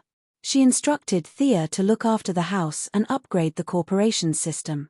In the future, as Thea's movements became bigger and bigger, she would attract more and more attention. She did not want her house to be visited by hackers every few days. The journey to Gotham was smooth. The battle half a year ago had left the Gotham Mafia in a state of shock. Under Gordon's guidance, Thea landed the plane by the shore and the two walked into the famous Batcave. The last time Thea came here, the Batcave was destroyed by Bane. She did not know if this place was new or old. The eerie and terrifying environment was very Gotham. It was comparable to a haunted house. With the help of the Eye of Horus, Thea roughly scanned the area and found 3 secret rooms. She wondered how much of the famous Project Babel was written. Miss Thea, remember my words. Don't mention Dick in front of Barbara. Thea, who was wearing a pair of high heels, felt uncomfortable walking in the deep and shallow cave. The old director seemed to remember something and quickly reminded her. I know, don't worry. On the way, Thea had a rough understanding of the situation after they parted ways. The first Robin, Dick Grantham, had left Batman and walked on his own path. He changed his name to Nightwing and broke up with Barbara peacefully. He was no longer in Gotham. Batman could only look for a new assistant. He chose the burly Jason Todd to be the second Robin. After Barbara suffered a heavy emotional blow and suffered a heavy physical injury, Batman had to find another place to train Jason Todd. He was afraid that she would think badly of him. Yo, Uncle Bruce, you look good. When Thea entered the house, she saw Batman writing code with a gloomy face. Of course, it was not because he wanted to become a coder. It was all because of Felicity. Bruce nodded. I'll take you to see Barbara first. I just injected her with a tranquilizer. Her mind is very unstable. He immediately led the two of them to the inner room. Chapter 251. Barbara, who had been injected with a sedative, was lying quietly on the medical chair. Although Batman did not know the rhythm of her treatment, he still passed a pile of medical reports to Thea. Thea glanced at the reports that were as thick as a book in Batman's hands. She took out 2 X-rays and waved her hand to indicate that she did not need to look at the rest. How long would it take for her to finish looking at this pile of reports? She was planning to go home for dinner later. By the time she finished looking at all of them, it would be tomorrow morning, right? Do you have X-ray eyes like Superman's? Batman saw that she was looking at the X-rays while staring at Barbara intently. She was not rolling over, and there were several layers of clothes between them. What could she see? He held it in and finally asked. I'm far inferior to him. Actually, the difference between the two was not that big, but Thea still described her abilities as inferior in all aspects. Old Gordon did not care about X-ray eyes at all. He would use any means to save his daughter. He roughly pushed Batman aside and said, Thea, do you think Barbara's injuries can be cured? Batman knew that his old buddy was angry with him, but what could he do? He could not pin Gordon to the ground and beat him up, so he could only stand by and watch silently with a bitter smile. Thea carefully examined Barbara's injuries. They were not serious. With the current level of technology, this would definitely be a life-ending injury, but for a magic user, especially Thea who had many light-type spells, it was a matter of minutes. However, she could not cure it so easily. The more precious something was, the more complicated it was to obtain it. If she did it too quickly, they would think, eh? It's that simple. Let me treat you to a meal as repayment. It's too dark here. My spells require a lot of light-type energy, and the effect will be very poor here. Can we go out and treat her? Thea pretended to check and turned to the two of them. She was afraid that they would not believe her and casually summoned a ball of light. This was not an act. They were deep underground, and the absorption of light-type elements was greatly affected. Then let's go to my old house. We can go up directly from here. It was a very normal request. Batman was a little disappointed that he couldn't use the high-tech equipment in the Batcave to record Thea's spellcasting process, but he still led her to the elevator with a calm expression. Gordon Sr. followed them with his unconscious daughter. The four of them took the elevator and walked through the dark cave. Not long after, Batman opened a secret door, revealing a luxurious room. "Welcome to the Wayne family, Miss Thea. This is my butler, Alfred Penneth," Batman introduced to Thea, pointing at the old butler who had rushed over after hearing the commotion. Thea also admired this loyal old butler. After exchanging a few pleasantries with him, they didn't waste any time and went to an outdoor lawn in Wayne's house. There was plenty of sunlight here. Thea looked around and motioned for them to wait at the side. She began to draw a recovery magic circle. She was using the celestial spells from the unicorn's memory. Even if Batman later asked Zatanna about this magic circle, he wouldn't be able to get anything out of it because they were not of the same system. Besides, Thea didn't think that Batman would have the habit of discussing magic with Zatanna, his childhood sweetheart. After drawing for a full half an hour, a sacred and ethereal pattern appeared on the lawn of Wayne's house. The old butler felt a little sorry for their lawn. He had taken care of these flowers and plants for so many years, but now they were torn apart by Thea's scribbles. It made him very sad, but when he saw Chief Gordon's pale face, he held back and said nothing. Thea squeezed out a few drops of sweat and pretended to be very tired. "Come on, let Barbara in." "Forget it, you will destroy my magic circle." "I'll do it myself." Wrapping the unconscious Barbara with magic, she floated on the ground and landed directly in the center of the magic circle. This small display of his skills also strengthened the confidence of these people. The casting process could be completed in a minute, but Thea deliberately prolonged the process. All kinds of chanting, hand gestures, and circling around the magic circle took an hour before she stopped. "It's almost done. The rest of the magic will operate automatically." Thea was busy for a long time. She sat on the side and took out her mobile phone to write a text message to Moira, indicating that she had found a fool and asked her to call to cooperate with her act. Although the mother and daughter didn't communicate in advance, Moira understood very well. Soon, she called directly. At first, the two talked in a low voice, but their voices became louder and louder. Finally, Moira's sobs came from the phone. Thea hung up the phone. Gordon and the others looked at each other, not knowing what to do. "Miss Thea, are you in some kind of trouble? Is there anything I can do to help?" Old Gordon didn't know if his daughter's injury had healed. Looking at Barbara, who was surrounded by azure magic in the magic circle, he was afraid that Thea would have a problem. Of course, Thea couldn't answer every question. She pretended to decline several times to show that she was fine. However, Director Gordon felt that he owed her a great favor. After repeated questioning, Thea could only package her ability with the Temple of Artemis. Temple of Artemis? Batman, Old Gordon, and the old butler, the three of them added up to more than 150 years old, were all shocked by the sudden change in the topic. When they heard that it was an ability blessed by the gods, they felt that it could explain the fact that Thea suddenly knew magic. "Does Mrs. Quinn mean that she doesn't want you to do it yourself?" After Old Gordon got a definite answer, he secretly calculated in his heart. In the end, he felt that he owed her too much. If he didn't return the favor, he was afraid that he wouldn't be able to sleep well. Plus, this matter would only cause some criticism, but it wouldn't be to the point of risking his life. There was no danger, so he would take it on himself.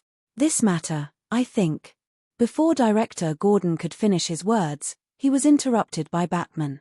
"Let me handle this matter." Gordon felt that he owed Thea a favor, but Bruce Wayne owed even more. Not only did he owe Thea a favor, but he also owed Gordon and his daughter. If the old director could think of the criticism it would cause, with his IQ, he could also think of it. The old director was about to retire. If he were to take on such a matter before his retirement, it would more or less be a stain on his good reputation. It didn't matter to him. The name Bruce Wayne was basically linked to a bad reputation. Now that he had entered the Gotham police force, it was more or less better. However, the number of media outlets in the world that hadn't scolded him could be counted on one hand. He had enough social reputation, and his skin was thick enough. It was just right for him to do this. He asked Thea in a low voice for some details. Thea pretended to be embarrassed, but Batman was very determined. Compared to her helping them, this matter was insignificant. "Don't worry, leave it to me." Thea declined several times, but finally accepted the plan under the persuasion of the others. Chapter 252. Now that she had achieved her goal, Sia sped up the healing process and finally finished the treatment half an hour later. "Why isn't Barbara awake yet? Did it fail?" Gordon Sr. asked anxiously when he saw that Barbara was still the same. Thea was also a little puzzled and looked carefully. Bruce injected a little too much sedatives into her body, so the few of them were a little dumbfounded. After a while, they finally woke Barbara up. Gordon Sr. first asked his daughter how she was feeling. Barbara was dizzy and it took a while for her to understand that the treatment was over. She touched her back in disbelief. "I think I can feel it." The old director helped her walk a few shaky steps. The first few steps were thrilling, but the later they became more and more steady. Seeing that they had helped her take the lead, Sia watched them for another hour with a smile on her face. Thank you. When Barbara realized that she had completely returned to normal, she gave Sia a big hug, but then she felt that she had neglected everyone else. She only stopped when she reported everyone present, including everyone else. Gordon Sr., who was in tears, asked Thea to stay when he heard that she was leaving. He only stopped when he sent her to the tarmac at the back of the mountain. He was so grateful that he might even blow up the White House, let alone build a temple in Turkey. Thea had just started the plane and it was very noisy. When she saw the old director waving at her, she thought that he was sending her off and didn't care. However, when she saw him waving his hands and sweating, she realized that something had happened. She stopped the plane and asked, "What's wrong?" "Bruce called and asked us to hurry back. He's in the Batcave and it's urgent." Gordon Sr. put down his phone and shouted at her. Did something happen to Barbara again? That shouldn't be. She could only rush back to the Batcave with Gordon Sr. this time. They didn't have time to walk slowly. Gordon was so anxious that he was about to run. Thea couldn't walk fast in her high heels and short skirt. She could only wrap her body with magic and follow him into the cave. After entering the cave, the two of them discovered that Barbara was completely fine. She was continuously punching and kicking to recover her body's condition.